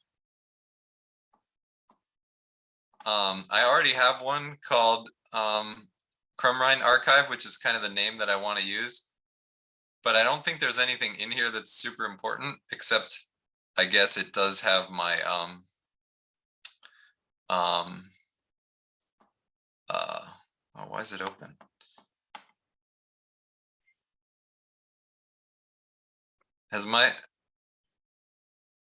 Is something using it? Maybe some of this is open in it. Oh yeah, this is open. But this is the thing that I'm going to copy this to my clipboard, because this is the part that I would have to go looking up again, which I don't want to have to go look up again. All right, cool.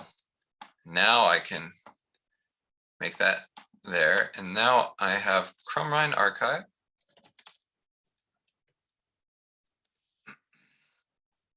And then I'm going to do my one station metadata.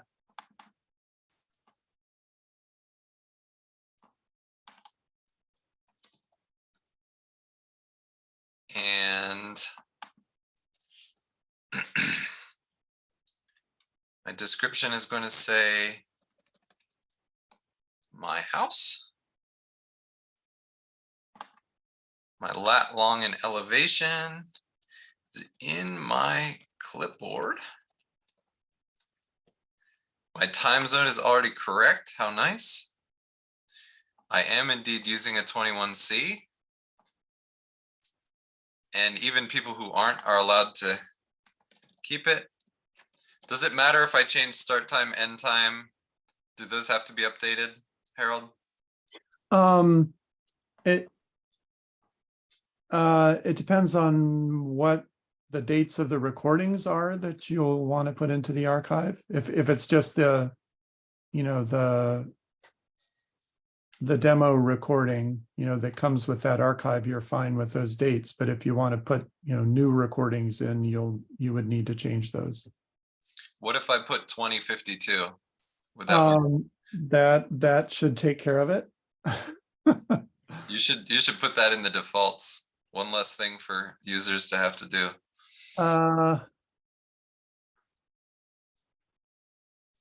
There are potential downsides to that.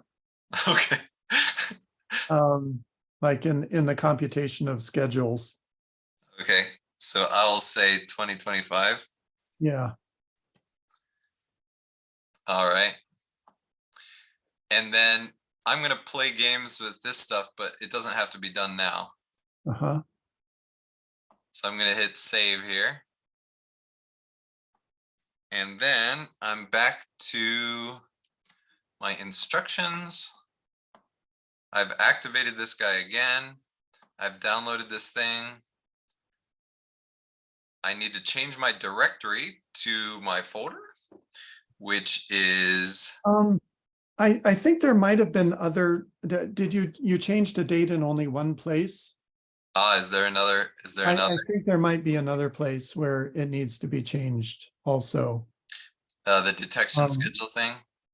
Well, there's That's the only date that I saw in really? this file. Let's see. Sorry, I'm going fast, but Yeah.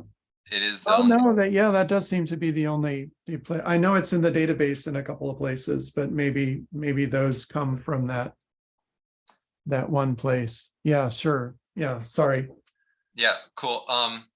And should I change the detection schedule now?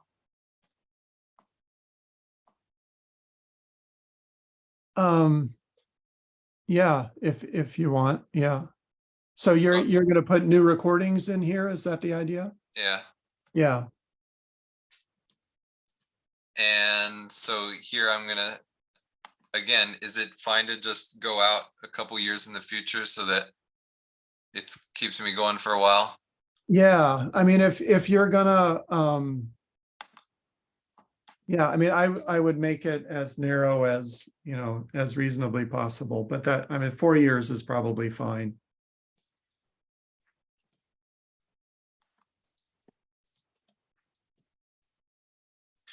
Okay.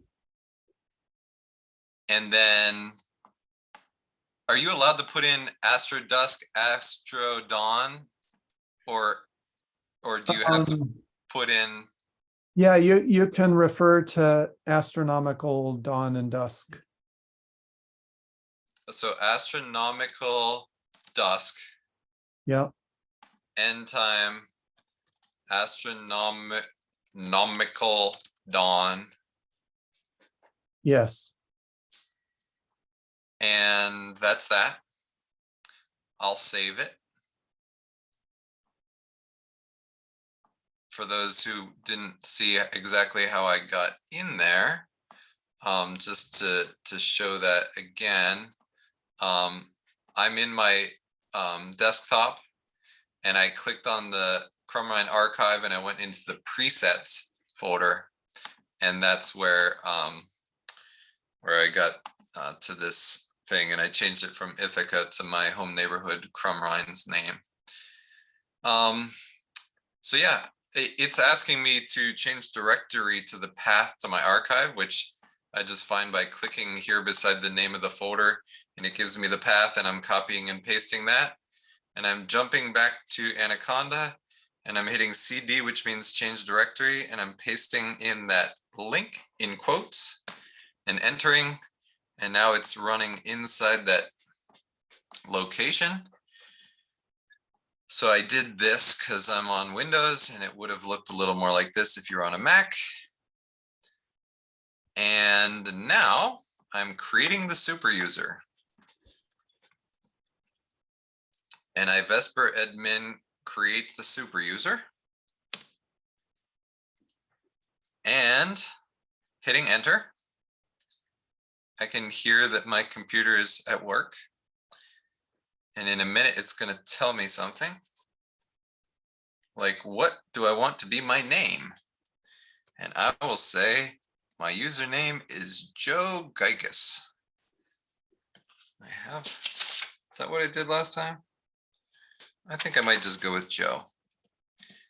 And then it asks me for my email. And I will say, there's my Gmail. Email me if you have questions about bird stuff. I'm bird chat friendly.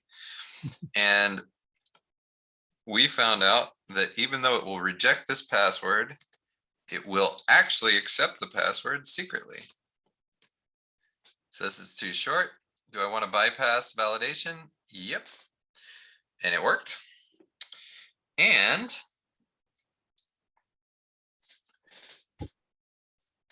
after it is created successfully,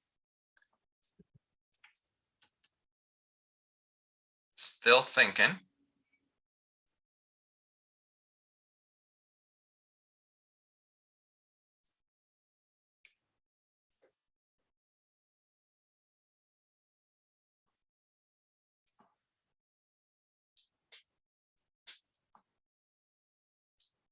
Not a lot of action on the migration over here tonight. Although sometimes there's low volume, high quality migration. It says super user created successfully, and it's sitting still for a bit. Is there anything I need to pressure this with, Harold? Yeah, there seems to be some sort of bug with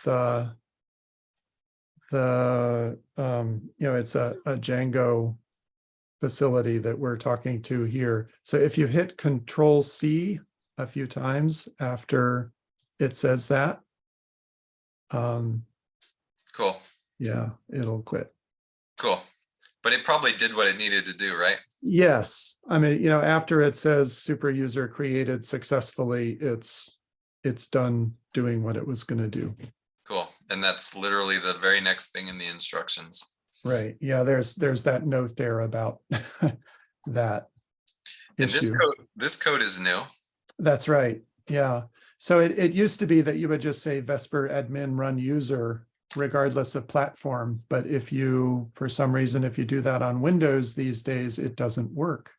You can say Vesper admin create super user, but not Vesper admin run server.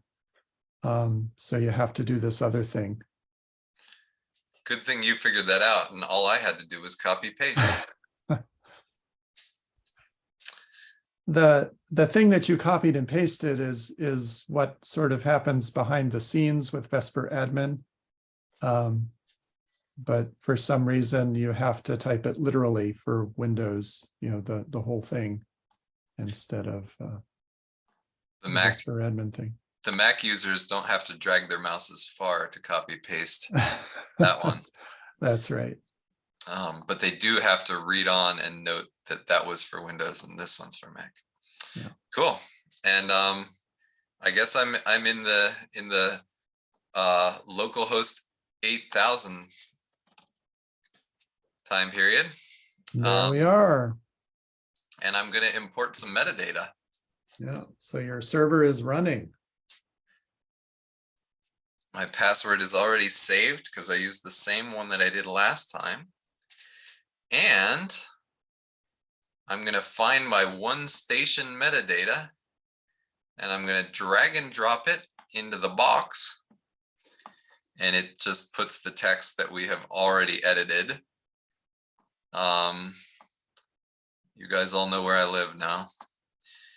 And I'm going to hit import. I should probably also copy some of my recordings over.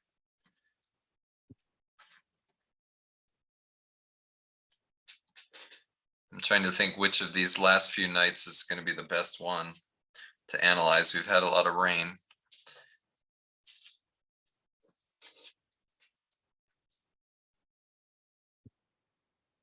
I'll take the 26th through the 28th. And I'll copy those into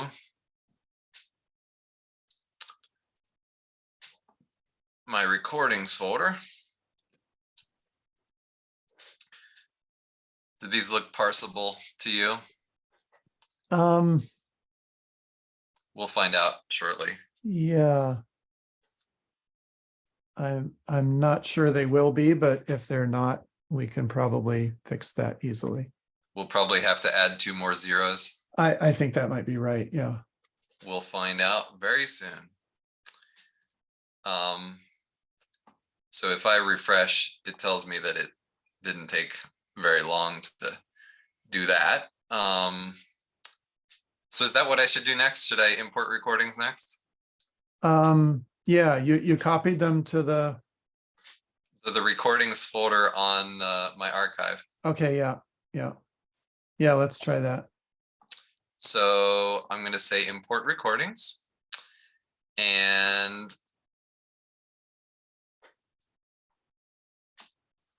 it's starting to think.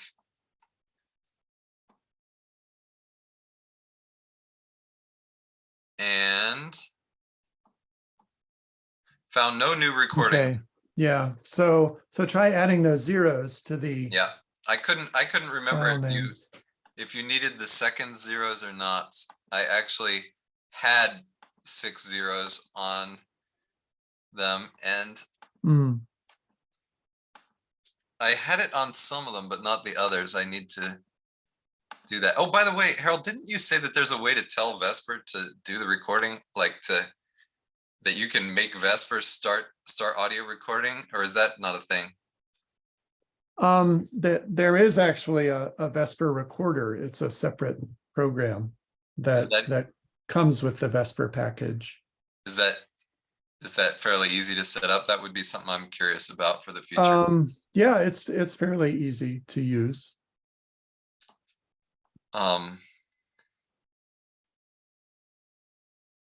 One of the nice things about it is that you can give it a schedule. And you can tell it to, for example, record from astronomical dusk to astronomical dawn if you want. So you don't have to start at a particular clock time every day. Yeah, that's what I'm interested in. It says it found no new recordings, and I would also be happy that it will create the recordings with the perfect names. Yeah. So what have I done? I've got 4 zeros after the 21. Is there somewhere that I need to tell it that it's Eastern time zone? But that was in the Ithaca defaults.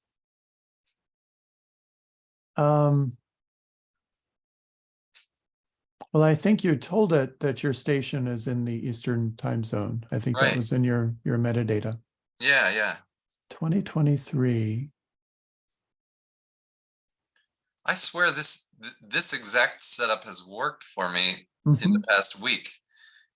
And I remembered I had fussed with those at 4 or 6 zeros and then it worked. Mm-hmm. Yeah, so you reran the command, but it didn't. I'll run it yet one more time just to be sure. So I'm going to say import recordings. Uh-huh. It's looking in the right place. Crumrine archive recordings. Crumrine archive recordings. Did I? Oh, no. I didn't do it. I am looking at the old archive, Okay, not the new one. all right. I need this record. Yep. I should have just deleted it instead of moving it, but I was afraid that I would lose my lat longs off the copy paste and forget. So this folder, this Crumrine archive has its own recordings folder in it. Yeah. And I need to just copy the audio files, not the folder itself, because I copied the folder itself. Just get these guys, cut them out of there, paste them over here. Mhm. Now, of course, it can't find any recordings. It was dead empty. And now it's going to work. Actually, we didn't even find out if it needed 4 zeros or 6 because we tested an empty folder. Right. The things that we sometimes have to do. Now, one thing I would point out is that you don't have to put recordings in your archive directory. You know, if you can have them in a separate directory, completely different directory, and even on a completely different disk if you want. So for example, I usually put my recordings on an external USB drive. Right. But have my archive directory on my internal drive. I'm going to switch to that shortly. Any advice on that switch, or it's just as easy as pie? It's pretty easy. There's a little bit of configuration that's necessary in the what's it called? The archive settings.yaml file that's in the archive directory. Okay. And there are comments in the version of that file that comes with the example archive. Sorry, where's the archive? If you go to the archive directory, the Crumrine archive, so archive settings.yaml.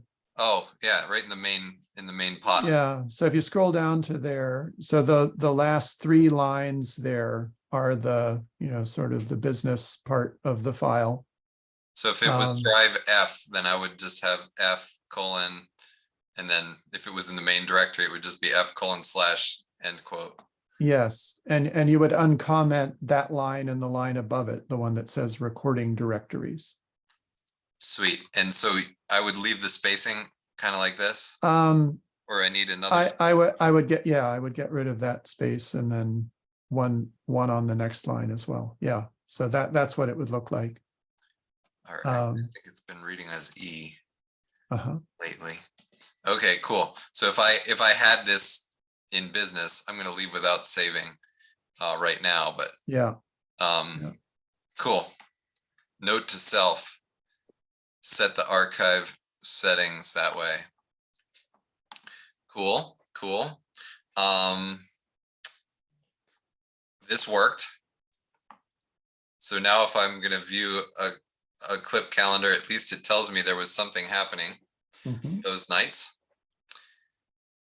Yeah, those gray circles indicate that there are recordings there, but no clips. And so we have to detect first. And for the detection step, BirdVox best, or what would you do for the detection step?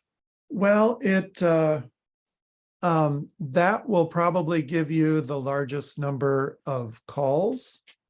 But if we're willing to sacrifice some for less cleaning effort, then what would you recommend? Well, you can use the old bird detectors, or you can use the MPG Ranch detectors. you know, the bird box detect is, it'll probably give you the highest precision and recall, but it's also the slowest of the detectors. Okay, But, you know, if that may be fine, you know, if you're not in a big hurry to Right. get some results. cool. Well, maybe for the For the, purpose of a demo, if you want to run something right now, you know, maybe just run the old bird seep detector, because that will be very fast.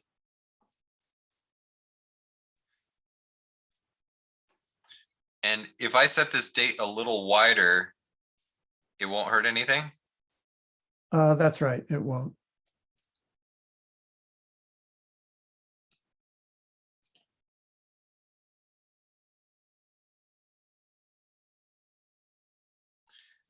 I assume deferring clip creation is not relevant. That's right, it's not. So we run it. And the computer starts to invest good energy in working. The fan whirs. My son got an even faster computer, Yeah. the fastest computer in the house right now. So Uh-huh. I'm thinking about when I download all my recordings from up in Erie, I'm gonna give his computer a real big job. Uh-huh. Yeah, so the old bird detector will, you know, probably run a few hundred times faster than real time. So like an 8 hours of recording is 480 minutes, and if you run 500 times faster than real time, it'll take a minute. So let's see. Yeah, so it's running right now.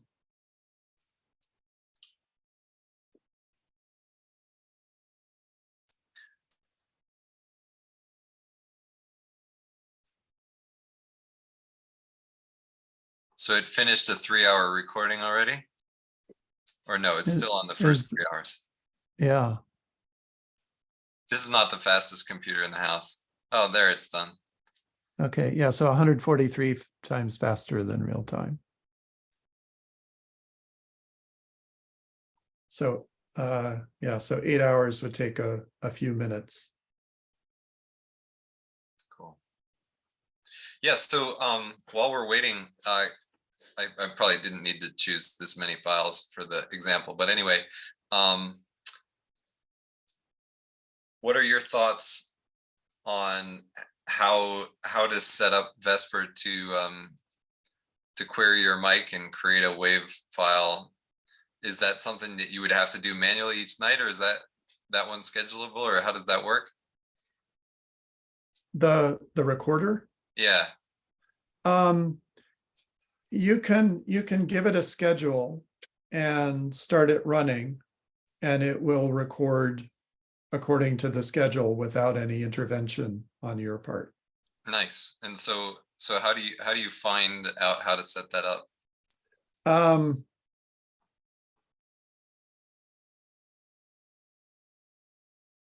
I guess,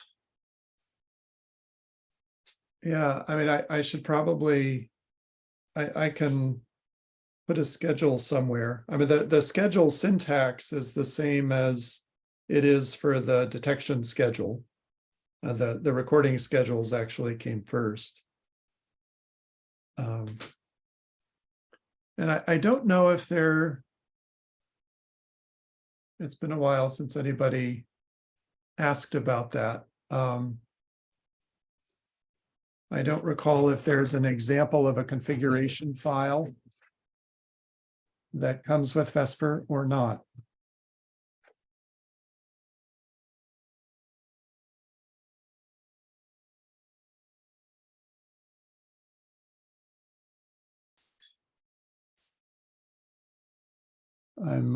I'll look that up. So far, I've had the computer finish. It's more than halfway through process. It's finished one night and it's working on the second. Mhm. Yeah, there is actually a Vesper an example of a Vesper recorder configuration in the Vesper package.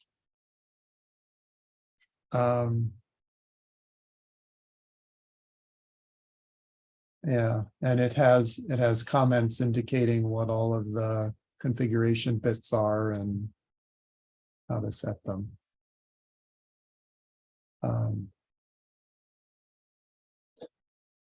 And let's see, I will look that up and post the URL to it in the chat.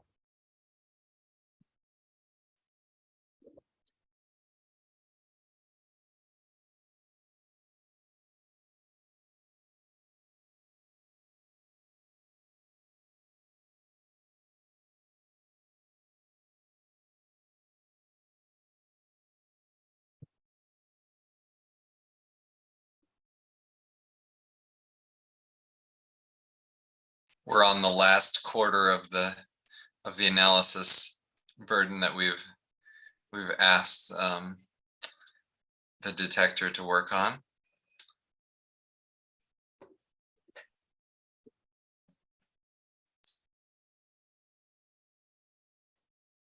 Angela, there was one thing that you had asked a while back, which was, about how to do the analysis in Audacity. And I feel like if you get Vesper working, Audacity will become mostly secondary and unneeded for you most of the time, because you'll be able to see the spectrograms in Vesper and play them and everything. I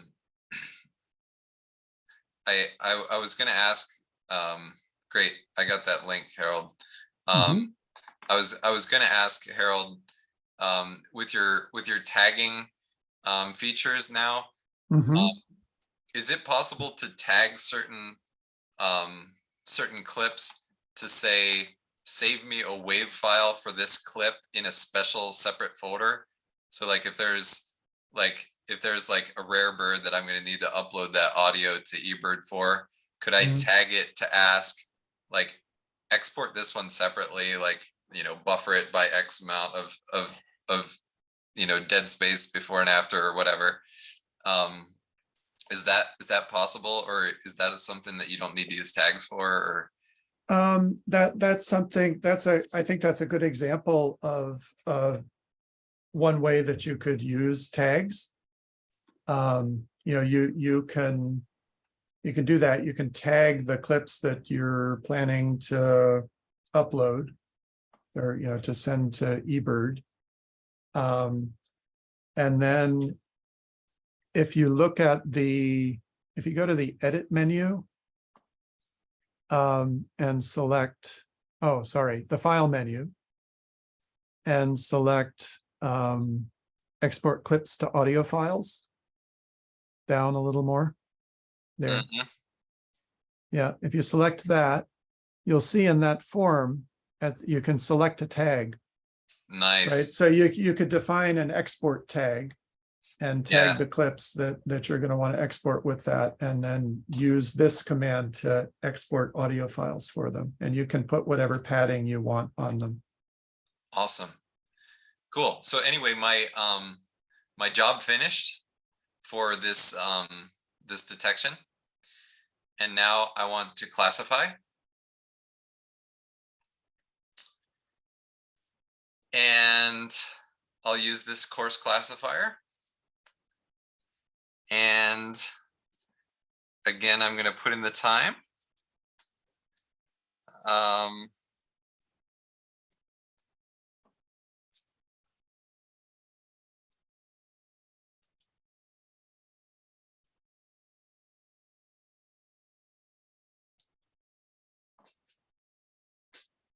By the way, if the classifier has already been run on a particular recording and you ask it to run again, it will run again, right?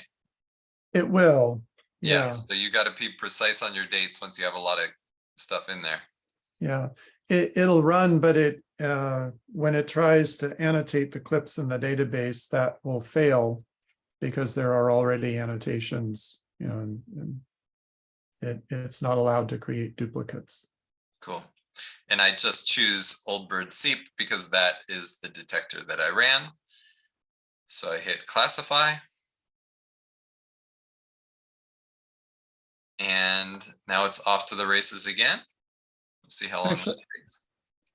Actually, I'm not sure that what I just said is correct. I'm not sure that it will fail. It may be that it'll just annotate them a second time, overwriting the original annotations.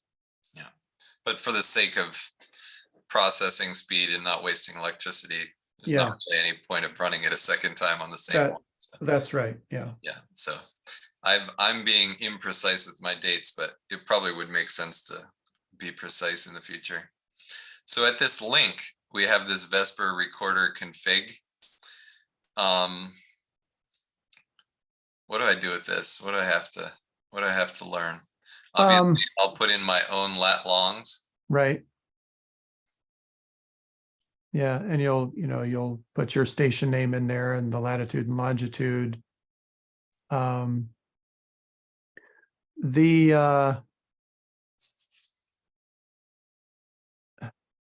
For the input device, yeah, I mean what to put there, you'll have to actually run the recorder.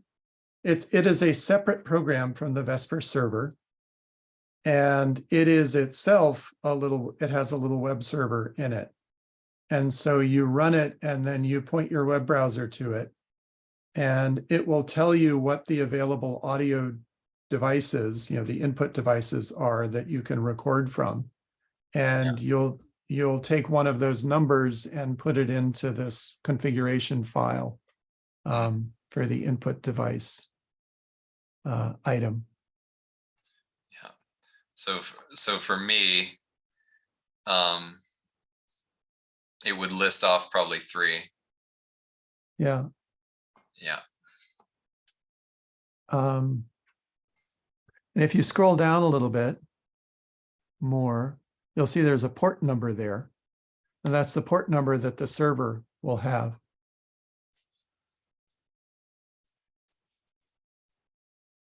So if would you like to go ahead and run the recorder so we can see this stuff?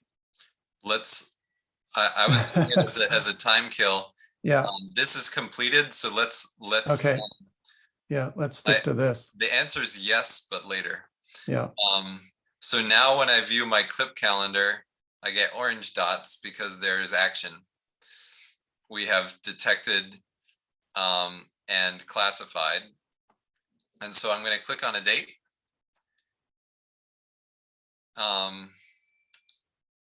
And who knows what the migration was like that day? Well, now we know a little bit. Let's see, I've got an N for a noise.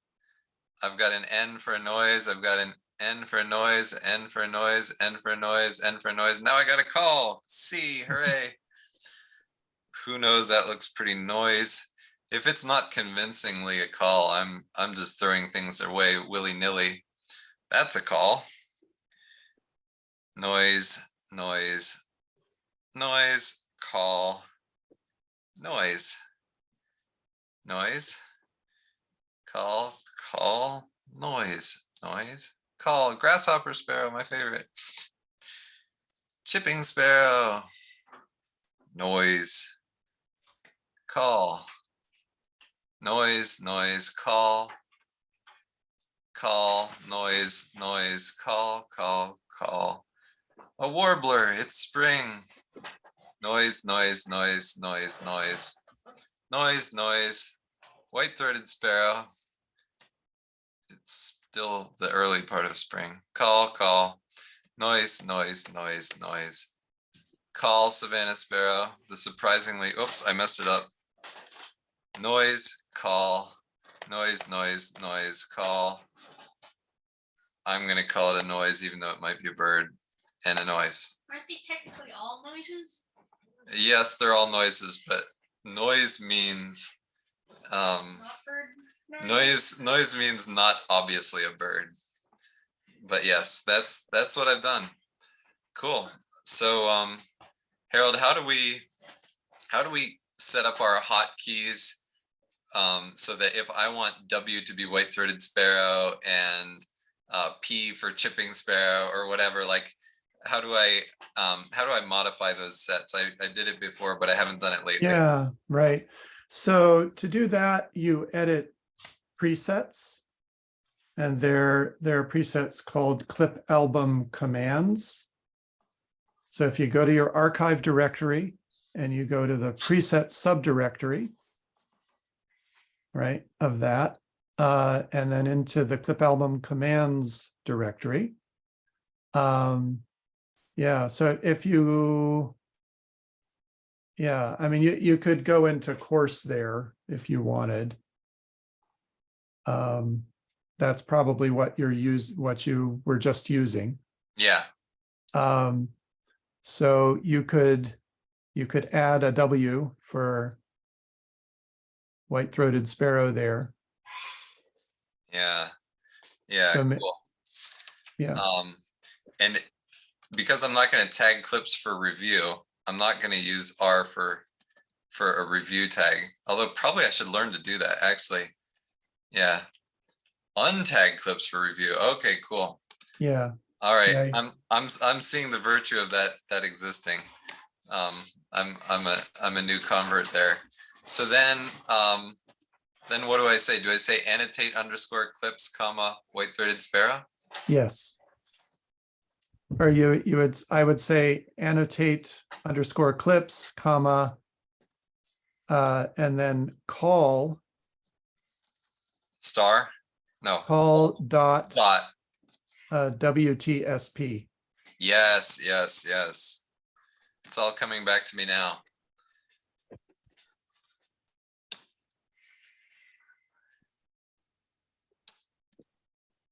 So you're using X for unannotate clips. Right. You're using H for high and low. I don't think I'm going to do that.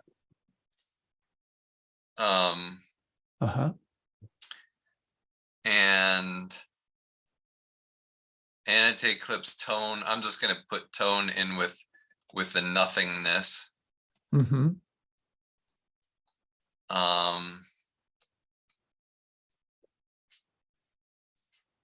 Yeah.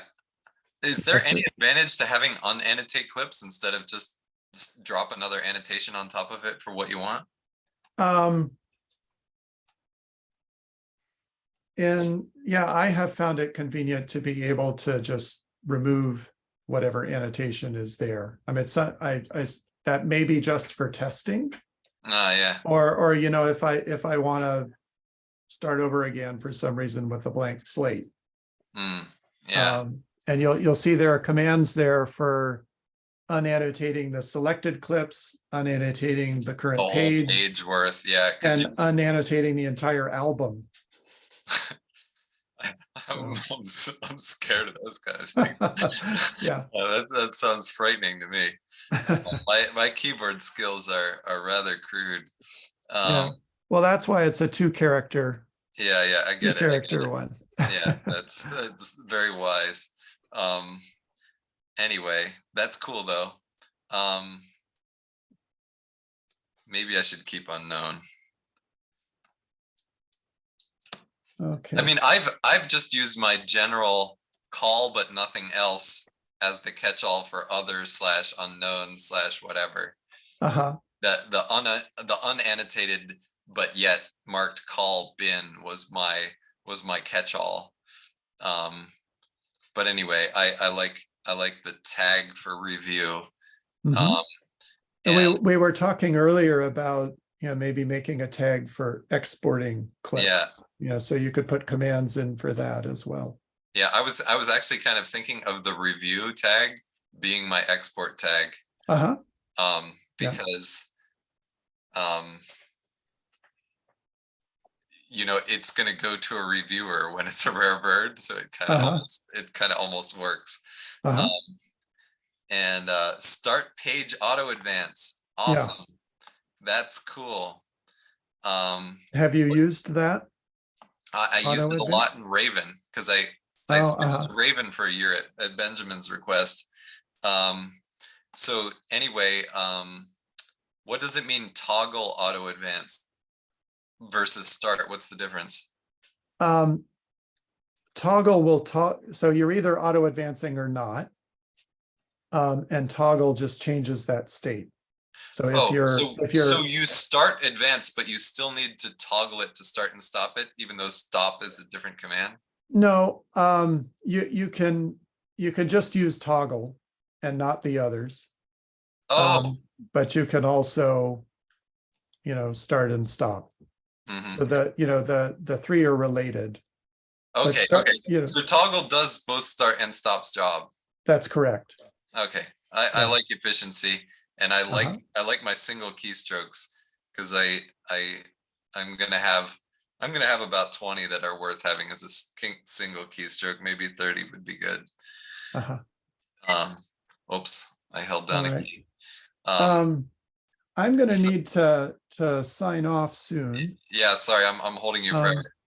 I did say till 8:30. Here it is 9:30 already. Thank you. Sure.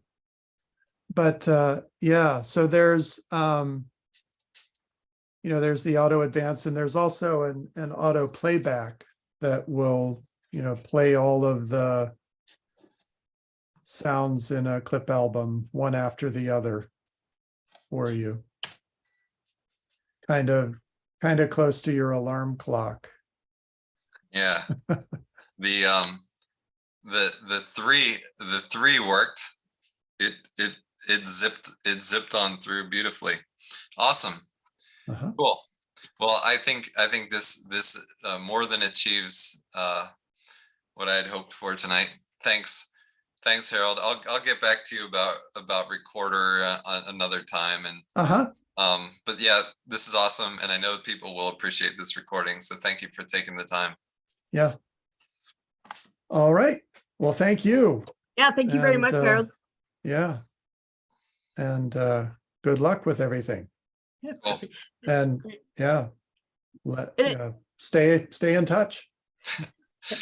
Thanks. And then Joe, can I keep you for a couple of minutes? Yeah, sure. Okay. Good night, Harold. All right. All right. Good night, Harold. Good night.